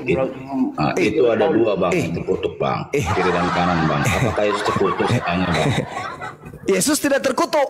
Oleh karena itulah yang digantung di tiang salib itu bukan Yesus. Justru di situ Yes, Bang, kalau bukan Yesus, kenapa dia dibuat turun sampai sebagai manusia Bang? Dan kita juga izin ya, dan kita membahas juga di Lukas 4 ayat 55 itu menjelaskan ke siapa nabi-nabi palsu itu ya. Nabi palsu itu Dengar datang dulu, Bang. kepada murid Yesus. Dengar. Abad Kemudian pertama. ia membawa Yesus ke suatu tempat yang tinggi dan dalam sekejap mata. Nah, ia memperlihatkan kepadanya semua kerajaan dunia. Iya. Dia membawanya ke tempat tinggi yang gelap, berarti goa. Kita sebut goa, ya. Tidak Kata ada iblis tempat tinggi kepadanya. gelap. Enggak. Dengar dulu, Bang. Jangan Kau bisa kamu narasi. tambahi dalilnya, saudara. Dengar dulu kamu Jangan. narasi. Jangan. Saya kau tambah bahas dalilnya. juga, Bang, ya. Jangan Saya kau tambah baca. dalilnya. Kemudian Tidak ia ada membawa kata Yesus gelap ke di suatu situ. tempat yang tinggi. Nah, berarti goa nih. Kok goa Dan tinggi? Gunung ada goa. Dan dalam sekejap mata, ia memperlihatkan Ya, nggak kepadanya. apa-apa. Nah, ini Silakan. iblis. Semua kerajaan dunia. Kata iblis kepadanya. Kata iblis kepada Tuhan, segala kuasa itu serta kemuliaannya akan kuberikan kepadamu, sebab semuanya itu telah diserahkan kepadaku, dan aku memberikannya kepada siapa saja yang kukendaki. Nah, kenapa dalam surat Lukas 4 ayat 5 sampai 6 tiba-tiba keluar dari gua itu Muhammad. Oke. Coba ceritakan Bang. Baik. Yang diturunkan wahyu melalui Jibril. Oke, baik. Jadi gini, saudara. Kapan Tadi- masuk itu Nabi Muhammad dia sebagai nabi? Oke, baik. Jadi gini kawan. Anda harus jujur mengakui Bible itu Anda telah pelintir. Di dalam Lukas 4 nomor 5, kemudian Coba, iblis. Bang. Sabar dulu, Jelaskan itu, kita. Bang. Bayangan gantian Bang. Gantian. Sabar. Nanti Anda akan ketendang di sini. Bokong Anda akan kesepak sampai Anda terpental sampai ke mimbar gereja. Kenapa takut? Lukas 4. Sabar ya. Kemudian iblis membawa Yesus ke suatu tempat yang tinggi, bukan goa. Anda pelintir. 1. Jadi tinggi itu apa Bang? Hei, saudara. Tempat tinggi itu bukan goa. Kalau dia Jadi apa? yang namanya goa itu bukan tempat yang tinggi itu bumbungan bait suci atau di Gitu. atas gunung yang tinggi. Goa yang tinggi itu cerita Campuratu. Jangan di Sabar dulu. tentang Anda tinggal ditekan tombolnya langsung terlempar ke gereja. Kemudian iblis membawa Yesus. kalian. Boleh enggak saya bicara atau Anda aja yang mau bicara? Silakan. Saya diam. Silakan. Oke, langsung pakai data Bang ya, Bang Juma ya, baru narasi ya. Biar saya buka dari sini ya. Silakan. Bicaralah. Sampai 6 tahun ke depan jangan berhenti. Silakan. Kenapa bisa di dalam Lukas 4 tiba-tiba yang keluar dari goa itu Nabi Muhammad yang keluar membawa Jibril? Coba jelaskan datanya Bang, silakan. Lukas 4 nomor 5 ada goa nggak di situ? Kita membicarakan yang tinggi jadi apa Bang? Tinggi itu bisa pohon, bisa gunung. Kemudian ia membawa Yesus ke suatu tempat yang tinggi. Berarti suatu tempatnya itu apa Bang? Yang tinggi apa Bang? Ya. Dan dalam sekejap mata ia memperlihatkan kepadanya. Nah, masuk ke disitunya gua. itu tanya nih. Ini menceritakan siapa Nabi Muhammad? Apa ya? Ketika orang masuk ke goa, apakah alam semesta dunia ini bisa kelihatan dalam goa? Ayo. Itu dia bernarasi Bang. Dia menceritakan. Masuk ke gua untuk melihat dia segala akan diberikan bumi. sesuatu mujizat ya. Iya, Bukan. masuk ke dalam gua gitu, Ya, memperlihatkan tapi gitu ya. dia nggak dia nggak menunjukkan langsung bercerita. Ini iblis bercerita ya. Oke. Nah, dalam goa dan tempat dalam yang tinggi. Coba Oke. jelaskan. Oke, Kenapa baik. Nabi Muhammad Ya. Oke, baik ya. kalau Nabi Muhammad kalian Oke, baik. Giliran saya nih atau masih mau bicara? Oke, lanjut ya. Oke. Kata ya. Saya ambil Lukas 4 nomor 5. Kemudian iblis membawa Yesus ke suatu tempat yang tinggi. Dalam sekejap mata ia memperlihatkan kepadanya semua kerajaan dunia. Dan iblis berkata kepada Yesus, Yesus, segala kuasa itu serta kemuliaannya akan kuberikan kepadamu, Sus, sebab semuanya itu telah diserahkan kepadaku. Dan aku memberikannya kepada siapa saja yang ku kehendaki. Jadi jikalau engkau menyembah aku, kata iblis, seluruh itu akan menjadi milikmu. Pertanyaannya kemudian, apakah iblis berhasil menggoda Yesus? Jawabannya tidak. Berarti Yesus di sini tidak diberi kuasa. Dunia beserta segala kemuliaan yang ada di dalamnya. Saya ulang lagi. Apakah iblis berhasil? Tidak berhasil. Sehingga Yesus tidak ada kuasa akan dunia ini. Catat itu baik-baik. Yesus tidak berkuasa akan dunia ini. Karena iblis tidak berkuasa kemudian mencobai Yesus. Iblis tidak berhasil membuat Yesus tunduk menyembah dirinya. Andai saja Yesus menyembah iblis, maka Yesus diberi kuasa dunia. Tapi ternyata tidak. Paham itu ya? Yesus yang asli tidak diberi kuasa. Bang, izin Bang, pertanyaan saya belum jawab. Sabar. Lalu lihat di data nomor 13-nya. Setelah iblis gagal memberikan kuasa kepada Yesus, iblisnya mundur dari Yesus dan iblisnya kemudian menunggu waktu yang tepat. Apakah tadi iblis berhasil memberi kuasa kepada Yesus? Tidak. Apakah iblis sabar. Apakah iblis kemudian mengatakan bahwasanya dia berhasil mencoba Yesus? Tidak berhasil. Mundur tidak iblis? Mundur. Istirahat tidak dia? Istirahat. Apakah selama-lamanya dia tidak akan menggodai lagi? Tidak. Dia menunggu waktu yang tepat. Ingat saudara, Anda mengatakan bahwasanya iblisnya itu masuk ke kubur atau di dalam goa. Sekarang Yesus, pengganti Yesus itu dikubur di mana? Di goa atau bukan? Jawab dulu. Bang, pertanyaan saya belum dibalas, belum dijawab. Ya, ini saya mau jawab. Ini sedikit lagi. Bisa, ini sedikit Nabi lagi. Muhammad keluar. Ini sedikit lagi. Pertanyaan saya, apakah yang digantung di salib itu nantinya dikuburkan dalam gua? Jawab. Jawab. Boy. Pak, kau masuk ke room oten aja, biar nggak dimut kau. Apakah Anda mengakui bahwa orang yang digantung setelah diturunkan dari tiang itu dikubur dalam gua? Jawab.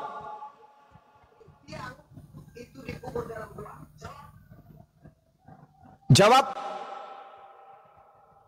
Anda mengatakan iblis ke dalam gua kan? Pertanyaan saya, apakah mayat orang yang diturunkan dari salib itu dikuburkan dalam gua? Jawab. Woi. Pelan, saya ketawa sama kamu ya. Iya. Jawab. Kamu modal apakah congor. orang yang diturunkan dari salib itu dikuburkan di dalam gua? Giliran Jawab. saya modal congor, kamu mute ya. Inilah kayak gini lah kadung-kadung Islam ini. Nggak paham. Nangis dia teman-teman. Nangis dia. Dia ketelan sendiri dengan muntahnya. Yesus itu dikuburkan di dalam gua milik Yusuf Arimatea. Ketika iblis ingin memberikan kuasa kepada Yesus, apakah Yesus terima? Tidak. Lalu siapa yang keluar dari goa kubur mengaku kepadanya telah diberi kuasa? Nyu. Yesus yang asli menolak diberi kuasa. Tetapi ada yang keluar dari kubur menerima kuasa itu. Itu bukti bahwa yang turun dari tiang bukan Yesus. Yang menerima kuasa adalah dia yang berhasil dirasuki oleh iblis. Ingat Yohanes 6 nomor 70. Apa kata Yesus? Bukankah aku yang memilih engkau yang 12, namun satu di antaramu adalah iblis. Kalau ternyata yang disalib ini adalah pengganti Yesus, berarti yang disalib ini adalah iblis. Kalau yang mencobai iblis ini kepadanya telah diberi kuasa dunia, maka yang keluar yang adalah iblis dari kubur itu adalah penguasa dunia. Ada yang salah dari penjelasan saya? Yesus tidak menerima kuasa dunia. Lalu siapa yang menerima kuasa dunia? Hamba iblis. Aku akan memberikan semua itu kepada siapa yang aku kehendaki, dan aku memberikannya kepada siapa saja yang aku kehendaki. Jadi jikalau engkau menyembah aku, seluruhnya itu akan menjadi milikmu. Siapa penguasa dunia? Iblis. Siapa yang keluar dari kubur mengaku kepada aku telah diberi kuasa dunia? Iblis dong. Iya, itu baik, bukan Yesus. Baik. Oke, silakan. Tadi ketika iblis berjanji kepada Yesus akan memberikan sesuatu itu, abang percaya perkataan iblis itu? Iya, saya percaya. Kalau saya tidak percaya perkataan iblis. Seandainya Yesus mengikuti kemauannya iblis waktu itu, belum tentu dia menepati janjinya kan? Masih ada peluang dia mengingkari karena memang iblis. Ya. Kalau saya tidak percaya. Begitu juga sebaliknya. Ketika kemudian ada yang berhasil ditundukkan, iblis juga berkuasa memberi kuasa, betul? Siapa yang berhasil? Ya, siapa yang tunduk kepada iblis? Kan Yesus mengatakan waspada kepada penyesat. Yohanes 12 nomor 31, coba Anda plototin. Sekarang berlangsung penghakiman atas dunia ini. Sekarang juga penguasa dunia ini akan dilemparkan keluar. Keluar dari mana? Keluar dari kubur. Makanya Yesus mengatakan dalam Matius 12, angkatan jahat ini minta satu tanda dan tidak akan diberikan satu tanda apapun selain anak manusia keluar dari kubur pada hari ketiga. Itu tanda untuk angkatan jahat. Baca Matius 12 nomor 38 dan seterusnya sampai nomor 40. Itu Yesus mengatakan, angkatan jahat ini minta satu tanda dan tidak akan diberikan satu tanda apapun selain tanda Yunus. Sebab Yunus 3 hari 3 malam dalam perut ikan, demikian juga anak manusia 3 hari 3 malam dalam perut bumi. Berarti pada hari ketiga anak manusia itu akan keluar dari perut bumi. Dan itu adalah tanda untuk siapa? Angkatan jahat. Maka yang keluar dari bumi, apa yang dikatakan? Kepadaku telah diberi kuasa, pergilah ke seluruh dunia, jadikanlah seluruh bangsa menjadi pengikutku. Itu siapa, Rek? Kalau kata perut bumi ini, pemahaman abang seperti apa? Perut bumi itu Kuburan, kubur. kubur yang digali ya? Yes. Kalau sepengetahuan saya bahwa Yesus itu di dalam gua yang Mantap sekali, Anda sudah menjawab saudara kita yang tadi. Saudara, Anda lihat di dalam Yesaya 14, nomor 12, 13, 14, dan 15, endingnya di data nomor 15. Ketika iblis naik ke awan-awan ingin menyamai, ingin menyeterai, ingin menyaingi pencipta langit dan bumi dengan cita-citanya yang tinggi itu, tapi Tuhan mengatakan apa di data 15? Sebaliknya, ke dalam alam maut, ke dalam kubur, engkau akan dilemparkan. Iblisnya dilemparkan ke alam kubur, dilemparkan ke perut bumi. Yesus berkata, sekarang berlangsung penghakiman atas dunia ini. Sekarang juga penguasa dunia ini akan dilemparkan keluar. Dari mana? Dari kubur. Siapa yang keluar dari kubur? Tanda untuk angkatan jahat. Siapa yang percaya makhluk yang keluar dari kubur? Karisten. Tanda-tanda Yesus Kristus penyesat adalah memiliki pengikut banyak, dan mereka kemudian percaya ketika ada yang mengaku ada Yesus di sini, ada Yesus di sana.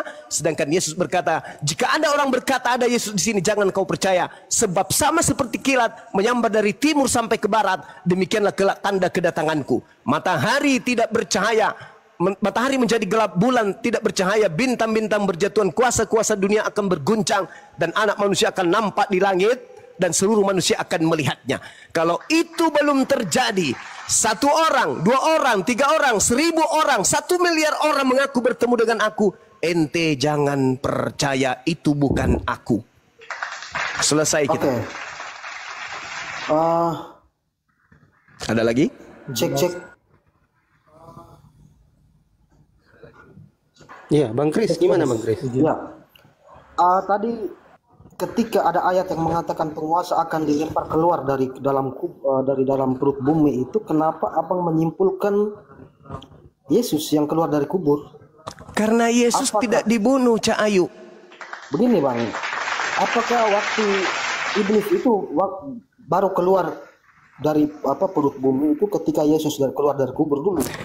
Yesusnya ada berkentayangan selama dari awal memang kan? Yesusnya yang mengatakan itu, bukan saya loh. Ya, saudara, berarti abang yang salah tafsir kan di situ. Oh tidak, kata Yesus, tidak banyak lagi aku berkata-kata dengan kamu.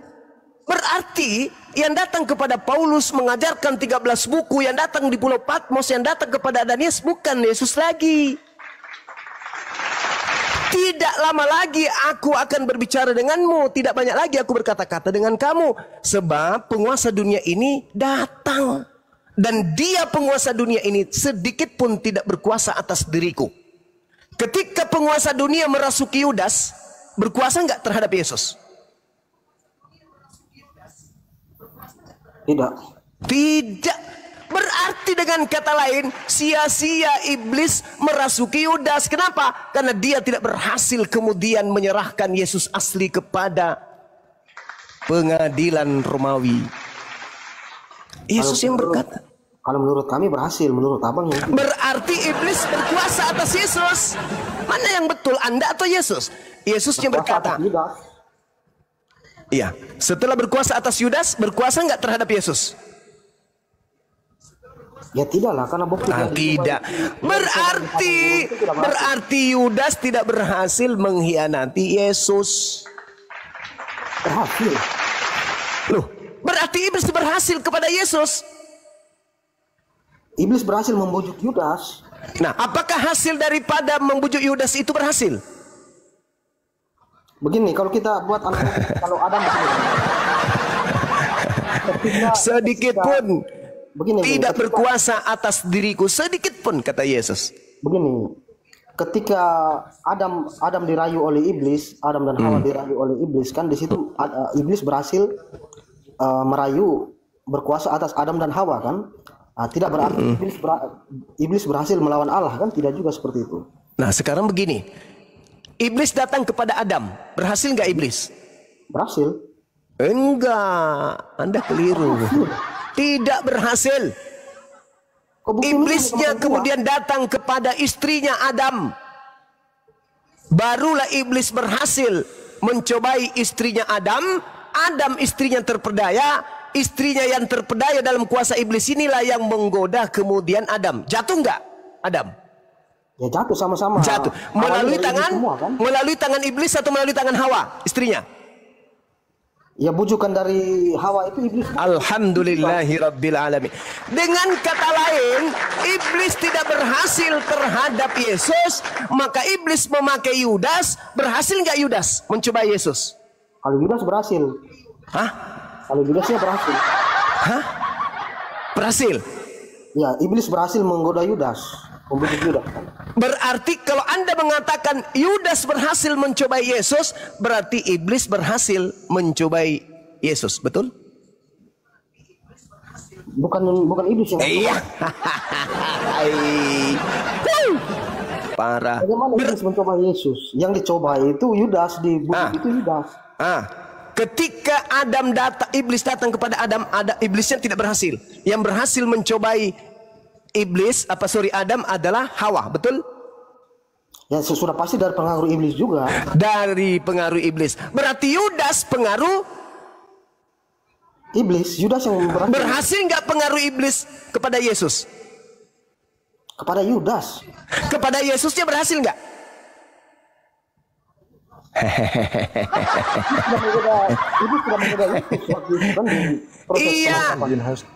Iya, saya paham. Berhasil tidak Yudas berkhianat kepada Yesus?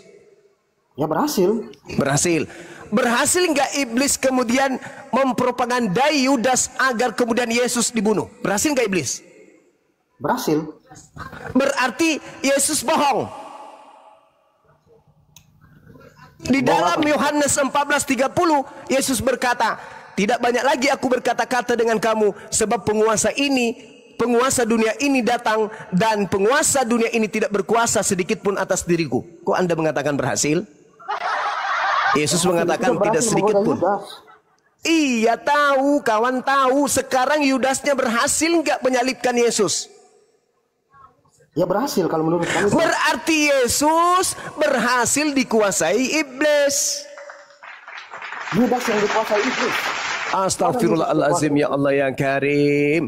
Tujuan saudara, tujuan iblis merasuki Yudas, sasarannya siapa? Yudas atau Yesus? Kalau tujuan iblis merasuki, sasarannya Yudas. Bukan Yesus. Bukan, jelas-jelas. Mate bale. Udahlah, angkat tangan saya. Saya angkat tangan kepada saudara yang kemudian mencoba untuk menerapkan kebenaran Al-Quran.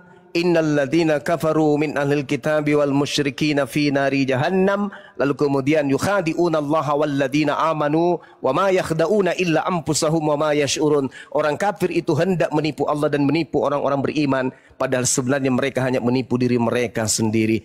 Saya pamit sebentar ibadah salat zuhur sejenak. Habis ini saya kembali lagi kurang lebih 15 menit sampai 20 menit.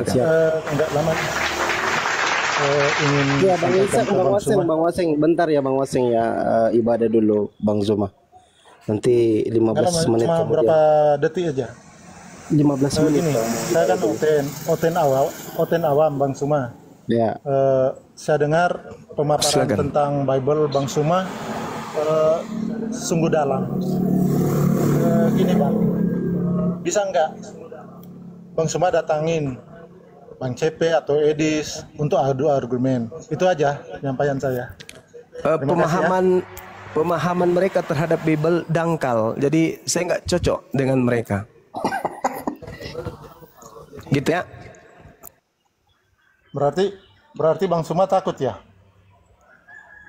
Saya takut, betul. Saya takut ketularan bodohnya. Saya ibadah dulu kawan.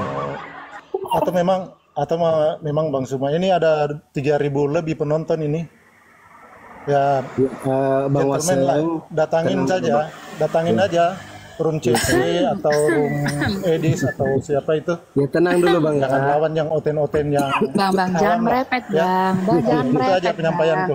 Jangan merepet, jangan merepet. Ya, kalau Diam, bisa diam. kalau bisa pendeta Bang, jangan pelawak dari Kristen, jangan. Jangan pelawak. Gak butuh pelawak. Nah, itu bukan pelawak. Ya mending abang sendiri yang debat sama Bang Zuma, sebagai ngapain laki-laki nyuruh-nyuruh. sejati Bang Suma. Abang mending debat Bang sendiri Suma sama datang Bang Zuma. Udah Bang ya, dibawa aja Bang ya kalau nggak mau dialog Bang ya. Nggak merepet aja kayak mama, kurang belanja kau.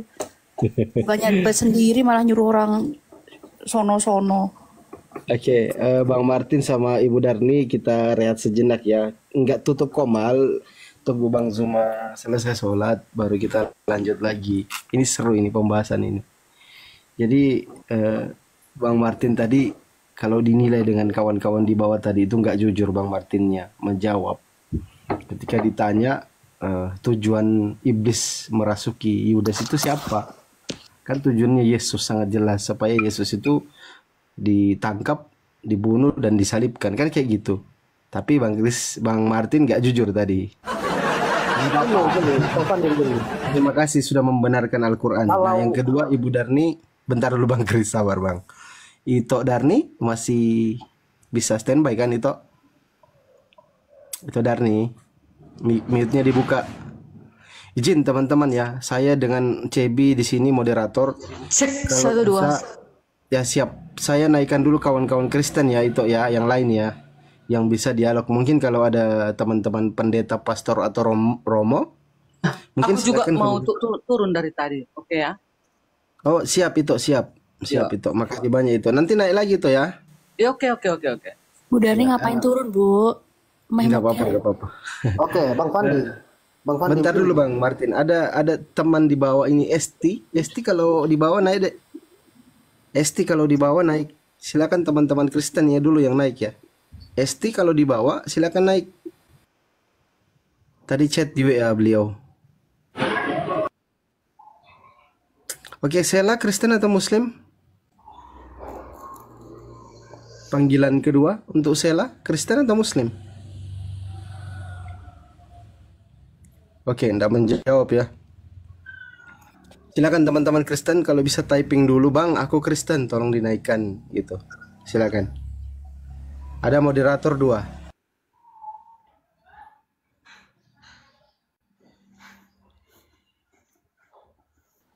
Ya, monitor ya teman-teman Kristen ya. Gimana Bang Martin tadi? Iya, karena saya buat perbandingan begini. Ketika iblis itu mencobai secara langsung Yesus di padang gurun kan tidak berhasil, Bang. Itu dia mencobai langsung. Kemudian dia rayu Yudas kan berhasil. Berarti Ya, tujuannya artinya di situ berhasil juga dong. Gini kan? Artinya di situ dia mampu menguasai Yudas, tetapi tidak mampu menguasai Yesus, kan jelas itu. Ya, tapi kan berhasil dengan cara lewat Yudas, sama dengan godaan terhadap Nabi Adam. Nabi Adam digoda itu melalui Siti Hawa, melalui istrinya. Kan kayak gitu. Berarti kesimpulannya berhasil dong. Iblis lewat Hawa, iblis lewat Yudas, berhasil dong. Gitu loh.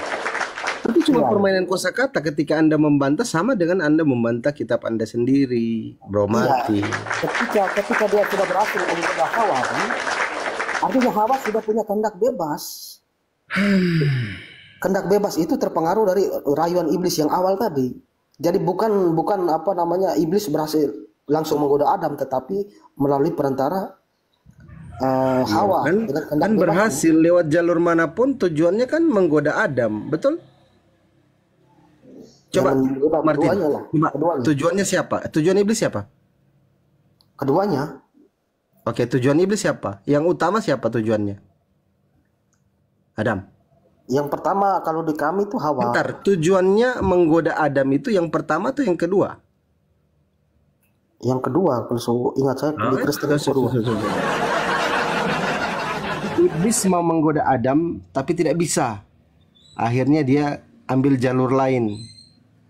Sampai kan ke tujuannya, penggodaan Karena terhadap Hawa, Adam. gini, Hawa itu kan apa nafsu bang ya, Hawa itu nafsu. Enggak begini Bang Martin, jangan Jadi kemana-mana logikanya, dulu. Saya tidak yang biarkan pertama Anda lari nafsunya kemana-mana. dulu yang digoda. Pertama, yang mau digoda itu kan Adam, betul? Ya Hawa bukan, kalau di kami Kristen itu apa? Perempuannya dulu, Hawanya dulu yang digoda, kan nafsunya dulu yang digoda, baru dia menggoda manusia gitu kan. Nah, setelah mau menggoda Adam, enggak berhasil iblis. Lewat jalur lain lah, lewat istrinya si Hawa berhasil. Berarti Adam berhasil tergoda atau enggak? Jalur lain nih. Berhasil memang, digoda oleh hal-hal tadi. Sama halnya dengan Yesus. Ketika iblis hendak mencoba Yesus, menggoda Yesus, enggak berhasil. Maka iblis lewat jalur lain, yaitu menggunakan Yudas. Maka berhasillah iblis tersebut. Ya artinya secara tidak langsung juga bahwa Yudas ini lebih cerdas dari iblis, karena iblis menggoda secara langsung saja tidak berhasil. Yudas lebih cerdas dari? Ya kan logikanya kan begitu kan. Sementara Gimana? iblis menggoda Yesus langsung saja tidak berhasil. Ya oke, tidak berhasil. Tapi lewat jalur lain berhasil nggak? Tetapi Yudas yang menggoda Yesus berhasil. Lewat jalur lain untuk menggoda Yesus berhasil nggak? Ya artinya iblis ini tidak punya kemampuan. Tidak punya kemampuan yang lebih kuat. Susahnya Bang Martin ini, dia nggak mau jujur. Contoh ya, pernah saya kasih satu dalil Bang Martin ini. Di dalam Yohanes 17:3 ini pembahasan yang paling berat menurut saya ini kepada Bro Martin. Menurutmu bagaimana Martin? Yohanes 17:3 itu, di situ Yesus itu berbicara sebagai Tuhan atau sebagai bukan Tuhan menurutmu? Bentar, Yohanes 17:3 Bang ya. Ya, silakan.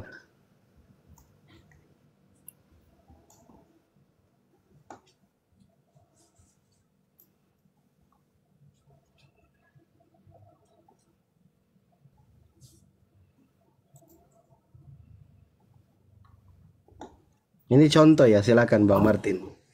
Apakah teman-teman Kristen ini membenarkan apa yang dikatakan Al-Quran tadi seperti yang dijelaskan oleh Bang Zuma? Di dalam Yohanes 17:3 pengakuan Yesus itu sebagai Tuhan atau sebagai bukan Tuhan? Oke, baik saya baca dulu Bang ya.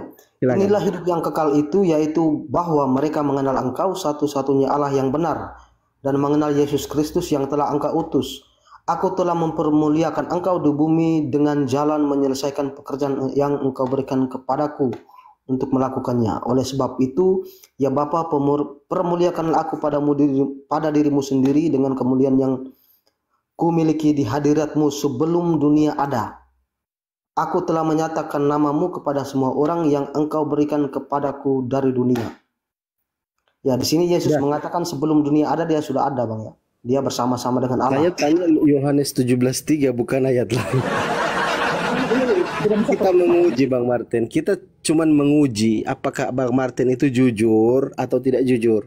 Di dalam Yohanes 17 nomor 3, Yesus ini mengaku Tuhan atau mengaku bukan Tuhan? Ini kejujuran aja yang mau diuji nih. Di sini Yesus mengaku dia diutus, yang sebelum dunia ada dia sudah ada dalam. Pertanyaan saya, dia mengaku Tuhan atau mengaku bukan Tuhan? Di sini utusan. Dia mengaku yang Engkau utus kan? Oke, pertanyaan saya, itu kan ada Tuhan dan ada utusan Tuhan. Nah, yang ngomong ini kan Yesus. Setelah Yesus ngomong, Yesus ini mengaku Tuhan atau mengaku bukan Tuhan? Dia mengaku utusan di sini.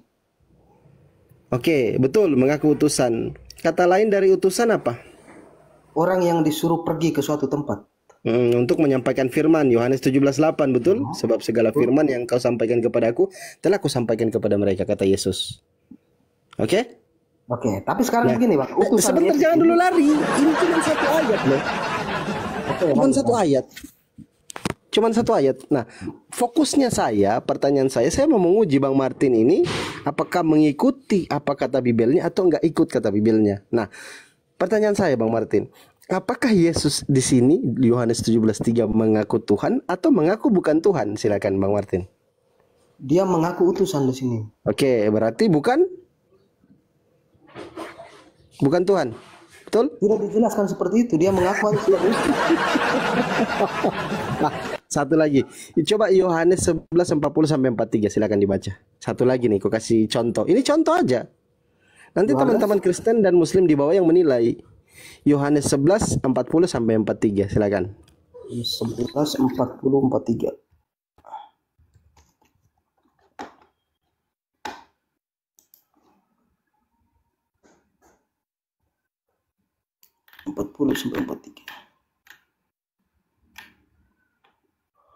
Jawab Yesus, bukankah sudah kukatakan kepadamu, jikalau engkau percaya engkau akan melihat kemuliaan Allah. Maka mereka mengangkat batu itu, lalu Yesus menengadah ke atas dan berkata, Bapa, aku mengucap syukur kepadamu karena engkau telah mendengarkan aku.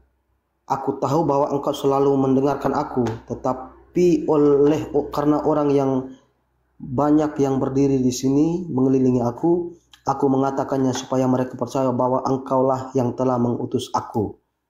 Oke. Pertanyaannya timbul. Di dalam Yohanes 11:40-43 ketika Yesus hendak membangkitkan Lazarus, itu kan ada orang banyak tuh mengelilingi dia, ya kan? Supaya mereka percaya. Kata Yesus, supaya kalian itu percaya kepada saya. Nah, pertanyaannya, Yesus ini mau dipercayai sebagai Tuhan atau sebagai bukan Tuhan? Di dalam Yohanes 11:40-43, silakan. Sebagai utusan. Oke. Sebagai utusan Tuhan, berarti bukan sebagai Tuhan, ya betul? Oke, baik. Kita bicara soal utusan begini. Silakan. Abang Pandi percaya bahwa malaikat itu juga diutus Tuhan, kan? Oke, bentar. Ini konteksnya berbeda lagi ya. Saya fokus di Yohanes 11:40-43. Ini kan pengakuan dari pribadi Yesus sendiri, betul? Betul. Nah, ketika dia bilang dirinya utusan, ketika dia bilang dirinya utusan, apakah itu pengakuan sebagai Tuhan atau sebagai bukan Tuhan menurut kamu? Oke. Kalau secara logika cepatnya berarti bukan Tuhan, Bang, ya. Tapi begini. Sudah terjawab. Jadi sama seperti Yohanes 17:3 tadi bahwa Yesus di situ mengaku bukan Tuhan. Itu logikanya. Jadi jangan diputar balik lagi. Dulu. Saya belum selesai. Saya secara pribadi itu mengaku itu Yesus sebagai utusan. Tetapi utusan yang seperti apa? Kan di situ jelas di ayat selanjutnya bahwa Yesus ini sudah ada sebelum dunia diciptakan. Artinya yang dia sudah ada dari awal ini kemudian diutus datang menjadi manusia seperti manusia. Itu kita bahas Yesus palsu lagi itu Bang Martin. Itu Yesus palsu lagi itu. Itu sebentar, tidak apa-apa. Yang bilang dia ada sebelum Abraham ada itu palsu. Yang bilang segala kuasa telah diberikan kepadaku di langit maupun di bumi itu palsu. Tadi kan sudah dibahas juga. Itu kan pendapat. Kita fokusnya begini Bang Martin. Ini kita fokusnya di pengakuan Yesus. Iya, saya juga menganggap dia sebagai utusan. Tidak perlu dibahas. Nah, kalau teman-teman Kristen misalkan mengatakan ketika Yesus membangkitkan Lazarus, itu mau mengatakan kepada manusia yang mengelilingi dia bahwa dia itu Tuhan, itu berbantahan dengan dalil yang pengakuan yang disampaikan oleh Yesus dalam Yohanes 11:40-43. Yohanes 11:43 tadi. Sama itu. Kalau teman-teman Kristen gini Bang, sebentar Bang Martin. Kalau teman-teman Kristen memaksakan bahwa ketika Yesus membangkitkan Lazarus, dia di situ mengaku dirinya Tuhan, itu keliru besar karena teks yang tertulis di situ Yesus mengaku hanya sebagai utusan Tuhan, bukan sebagai Tuhan. Kan gitu. Iya, saya juga mengaku itu di dua ayat yang tadi Abang suruh saya baca kan dua-duanya sama mengakui sebagai utusan semua. Tidak ada bedanya. Tapi utusan yang seperti apa yang kita persoalkan ini? Ya, kalau penyampai firman. Sabar dulu. Yohanes 3:34, siapa yang diutus Tuhan? Dialah untuk menyampaikan firman. Itu kata Yohanes 3:34. Nah, sebentar, ada buktinya. Yesus ini punya bukti bahwa dia itu utusan penyampai firman. Ada buktinya. Iya, silakan dibaca di dalam Yohanes 17:8. Saya tidak bantah soal Yesus itu utusan, betul. Tapi utusan yang seperti apa? Begini. Ya, utusan untuk menyampaikan firman. Kan Yesus sudah menjelaskan sendiri Yohanes 17:8. Sebab segala firman, perkataan yang kau sampaikan kepada aku Bapa, telah kuterima dan aku telah menyampaikannya kepada mereka. Mereka pula telah menerimanya. Iya. Dikuatkan lagi oleh Yesus. Ini pengakuan Yesus bahwa dirinya bukan Tuhan ya. Ini pengakuan Yesus dalam Yohanes 17:8. Yesus mengatakan, dan mereka percaya bahwa engkaulah yang telah mengutus aku, kata Yesus. Ini penguatan Yesus meyakinkan lagi kepada orang-orang bahwa dia itu cuma utusan Tuhan dan bukan Tuhan. Saya juga mengakui. Saya juga mengakui dia utusan. Saya juga mengakui dia utusan. Sesuai pernyataan yang ada di Alkitab 2 ayat yang tadi Abang tunjukkan kan itu tidak bisa dibantah bahwa dia itu utusan menurut dia sendiri kan. Nah, tetapi utusan yang seperti apa ada di lanjutan di bawah. Yesus itu sudah ada sebelum dunia ada. Jadi seperti saya kasih analogi seperti begini, Bang. Malaikat itu hakikatnya roh kan? Dia sudah ada bersama dengan Allah di awal. Di awal sebelum semuanya kita ini semua ada kan? Kemudian di abad ke-6 kan dia bisa datang dengan wujud sebagai manusia seutuhnya. Nah, padahal malaikat ini hakikatnya roh. Nah, kemudian dia bisa berubah wujud saat dibutuhkan, saat-saat tertentu dengan menjadi manusia yang sempurna. Itu di Maryam 17 kalau tidak salah tuh malaikat berubah jadi manusia yang sempurna sama seperti kita. Padahal hakikatnya roh. Jadi begitu juga Yesus. Yesus dulu hakikatnya roh di awal sebelum dunia ada. Di saat abad ke-1 dia datang sebagai manusia. Kan sama saja itu. Kenapa di Al-Quran diterima, di Yesus tidak bisa? Ya poinnya apa Bang Martin? Ya poinnya bahwa Yesus itu hakikatnya roh di awal sebelum dunia ada. Sama seperti malaikat di Maryam 17 itu. Jadi kita ini manusia sebelum kita ada, apa hakikat kita? Hakikat kita manusia ya daging.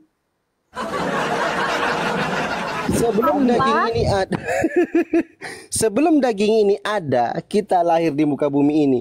Kita ini kan sebelum kita lahir kita jadi daging di bumi ini, kita punya hakikat apa? Jadi kita manusia tuh daging on off, daging on off. Sebentar Bang, kalau bicara manusia ya kita yang sudah jadi ini, kalau yang belum jadi ya bukan manusia. Oke, kalau Yesus hakikat manusia. Oke, sebelum jadi ya. Yesus sebelum jadi apa? Roh, seperti malaikat. Roh. Kita manusia sebelum jadi apa? Ya bukan manusia. Ya apa? Yang tidak tahu, tanah lah apa dan sebagainya. Kalau abang tanya hakikat manusia, manusia itu yang sudah jadi. Jadi yang apa yang sekarang hakikat kita? Iya, kan tadi sebelum Yesus ada, sebelum dunia ini ada, Yesus sudah ada. Bentuknya kamu katakan bahwa bentuk Yesus itu roh. Iya kan? Nah, bentuk kalau manusia misalkan kamu, saya, Cebi dan lain-lain, sebelum kita diciptakan sebagai manusia, kita ada di bumi ini dalam bentuk daging dan roh. Kita ini apa? Tanah Bang. Tanah enggak tuh? Kalau pertanyaan itu tanah pasti. Tetapi kalau pertanyaan kita yang manusia itu hakikat, manusia itu kan artinya yang sudah jadi, bukan masih dalam bentuk benih dan sebagainya. Kalau bicara manusia kan sudah jadi seperti ini kan. Hakikatnya apa manusia itu ya pasti daging. Sementara Yesus itu sama seperti malaikat. Kalau gitu saya tanya balik ke abang, di Maryam 17. Malaikat itu kan hakikatnya roh. Ketika dia menjadi manusia seutuhnya, saat dia menjadi manusia itu hakikatnya apa? Malaikat jadi manusia. Malaikat jadi manusia. Tertawain lagi ini. Enggak lucu, Bang Martin ini lucu. Malaikat itu roh. Iya. Itu dapat literasi dari mana? Dapat ilmu dari mana? Malaikat itu roh. Waduh, hakikatnya roh. Apologet Islam bukan Maryam 17 itu. Mana datanya malaikat itu roh. Oke, baik. Coba dibuktikan di dalam Bible-mu, silakan dibuktikan.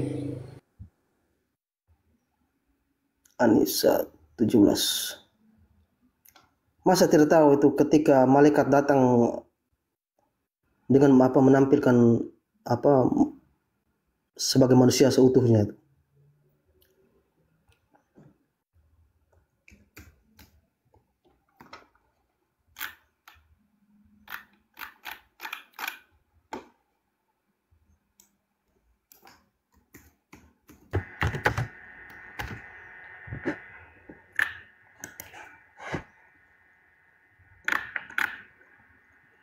Ya, Maryam 17 Bang ya. Dia dalam kurung Maryam memasang tabir yang melindunginya dari mereka.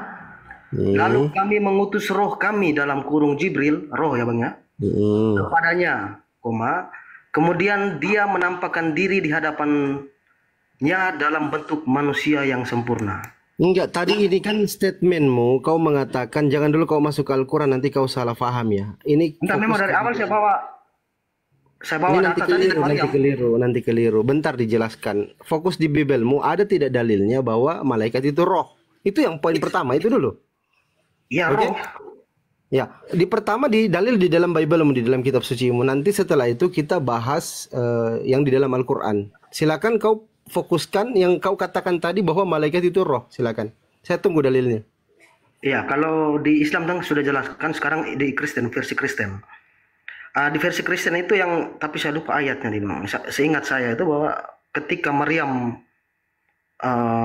diberi kabar oleh Roh Kudus itu kan, Roh Kudus itu diartikan malaikat tadi kan, Gabriel, malaikat Gabriel, artinya Roh Kudus. Berarti roh sudahlah, jelas gitu. Sama dengan ini, hampir mirip dengan ayat Pertama gini, Bang Martin. Ini yang pertama. Apa definisi hakikat? Tahu Bang Martin? wujud yang sebenarnya. Ya, keberadaan atau yang sebenarnya. Hakikat itu keberadaan atau wujud yang sebenarnya dia.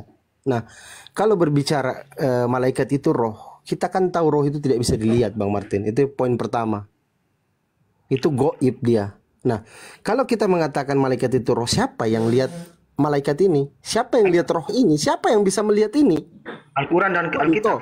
Sebentar Bang Martin, sebentar. Contoh, di dalam Bible kamu itu dikatakan roh Tuhan melayang-layang. Itu yang lihat siapa? Sepakat nggak bahwa roh itu tidak kelihatan? Setuju nggak? Ya kalau dia katakan Tuhan duduk, baru itu yang termasuk akal. Kan melayang-layang. Enggak, yang lihat roh melayang-layang ini siapa? Sampai tertulis di dalam kitab kalian, roh melayang-layang di atas air. Yang lihat siapa? Kita tahu roh itu hakikatnya kenyataan atau keberadaan yang sebenarnya. Itu kita tidak bisa lihat barang itu. Goib dia. Tanya ke Musa yang menulis itu.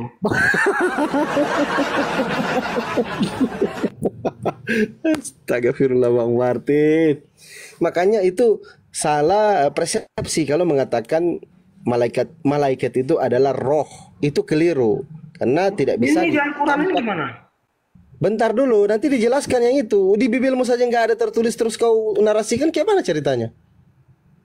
Jadi ditarik dulu kembali kata-katanya. Bahwa di dalam Bible itu tidak ada yang mengatakan bahwa malaikat itu roh. Itu keliru besar. Roh Itu ditarik Kudus. dulu. Roh Kudus Atau itu mungkin, roh. Oke, Bang Raja Sitorus mungkin bisa nggak usah typing di bawah, Bang. Kayak anak kecil aja, Bang Raja Sitorus ini. Iya, takutnya Silakan Bang, ditanggapi aja. Kayak bocah aja. Saya mau nanya nih Bang, host. Nggak mau ditanggapi Bang. Ya itu kan tadi urusan kalian berdua, sekarang ini urusan kita berdua gimana? Ya udah silakan Bang. Aku kasih kesempatan lah. Saya menemukan ayat di dalam Al-Quran. Pernahkah kau melihat orang-orang menuhankan hawa nafsunya? Itu yang dimaksud ayat itu gimana itu, host? Kok ada orang-orang menuhankan hawa nafsunya? Ayatnya di mana Bang? Surah Al-Jasiyah nomor 41. Ya bisa ditampilkan Bang. Aduh, masalahnya handphone saya cuma satu. Ya bermodal lah Bang. Minimal 2 lah handphone. Kalau naik komal diskusi itu minimal 2 handphone Bang. Bermodal dikit lah. Kan kita kan saling mengerti lah ya kan. Nah, terus gimana itu? Gimana kok bisa ada orang-orang menuhankan hawa nafsunya yang dimaksud ayat itu? Ditunjukin aja Bang. Kenapa? Ditunjukin aja dalilnya Bang. Masalahnya Enggak, soalnya nggak ada babu di sini, nggak ada budak di sini. Gimana ceritanya? Ya, tapi kan hostnya ini menghindar apa gimana ini? Nggak ada budak soalnya. Kenapa? Nggak ada budak Bang di sini Bang. Silakan Bang, ditunjukkan datanya. Minta bantu sama Bang Martin mungkin bisa, silakan. Ini abangnya pura-pura apa gimana? Menghindar apa gimana ini? Enggak Bang, pakai minimal 2 device lah Bang kalau dialog. Iya, setidaknya Abang pasti tahu kan sedikit isi Quran Abang kan? Kami ini tidak menghafal Quran Bang, tidak banyak yang kami hafal. Penghafal Quran itu ada juga orang-orangnya Bang. Tetapi makanya kalau naik komal diskusi itu Bang, minimal surahnya kita tahu, terus terjemahannya kita tahu, itu minimal Bang. Ya. Surah Al-Jasiyah nomor 41. Nah, bacakan coba terjemahannya. Nomor berapa? Nomor berapa? 41. Nah, itu sudah salah juga.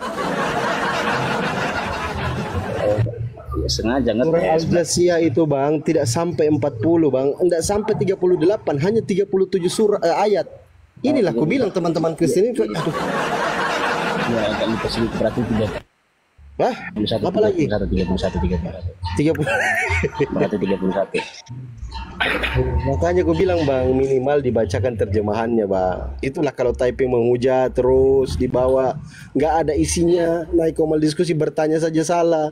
Inilah aku bilang sama teman-teman Kristen. Iya tak? Ya tapi ada kan, coba jelaskan.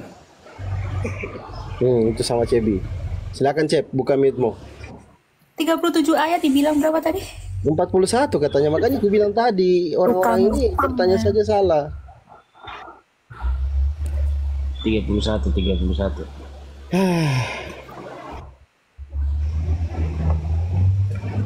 Gimana tuh? Kok bisa Ayat orang-orang Al-Jasiyah ayat 31 ya, dan adapun kepada orang-orang yang kafir difirmankan, bukankah ayat-ayatku telah dibacakan kepadamu, tetapi kamu menyombongkan diri dan kamu menjadi orang-orang yang berbuat dosa. Inilah kalian orang-orang Kristen. Lanjut Gurunda. Assalamualaikum warahmatullahi wabarakatuh. Waalaikumsalam warahmatullahi wabarakatuh. Saya Kristen Bang, jangan mengucapkan salam sama saya. Yang tahu diri aja yang jawab, silakan. Saya mengingatkan aja. Iya, karena rahmat dan keselamatan tidak mungkin tertera kepada orang-orang kafir. Keselamatan itu hanya untuk orang yang beriman. Silakan.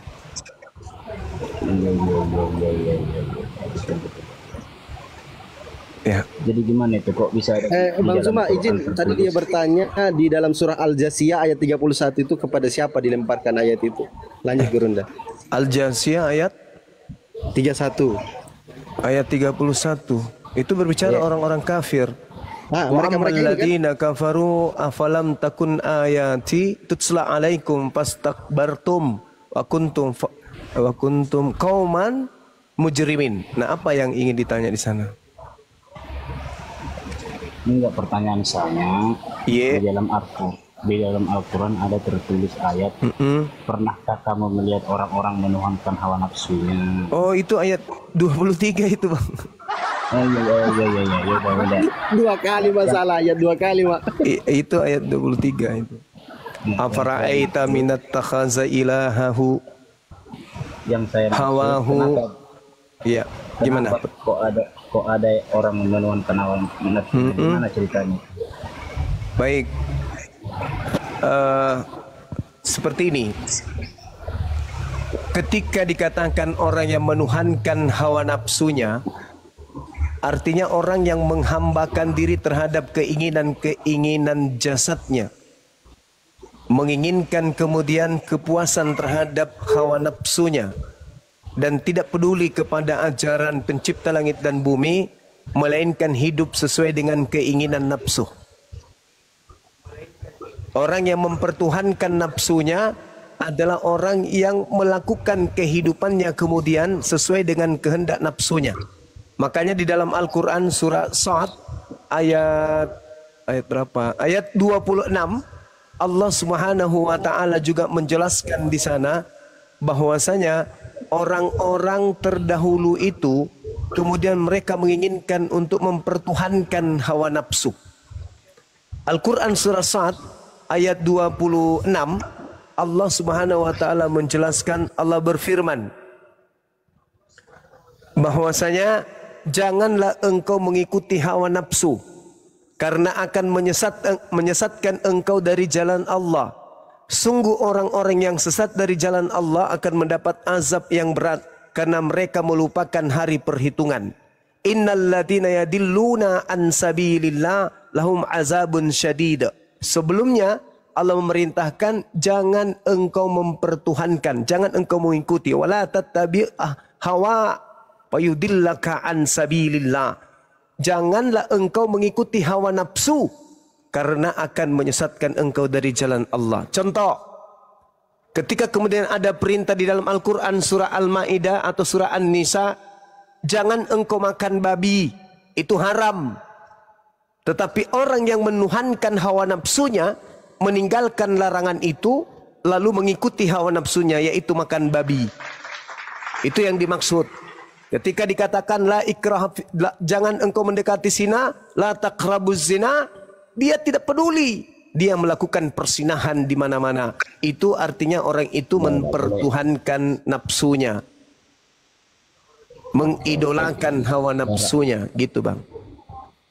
Oke. Berarti bisa juga kita sebut termasuk orang Islam mempertuhan Muhammad gitu. Kalau Nabi Muhammad tidak ada dipertuhankan, karena apa yang diterangkan oleh Nabi Muhammad adalah untuk mempertuhankan kepada Allah. Tidak ada perintah Nabi Muhammad untuk mempertuhankan dirinya, nggak ada. Gimana? Tadi saudara mengatakan menghambakan diri, mengikuti hawa nafsunya. Iya. Dia mempertuhankan hawa nafsunya, betul? Iya. Terus Nabi Muhammad itu datang mengajarkan fattakullah, untuk bertakwa kepada Allah. Salah satu bentuk ketakwaan adalah menghindarkan diri kita untuk tidak mengikuti hawa nafsu.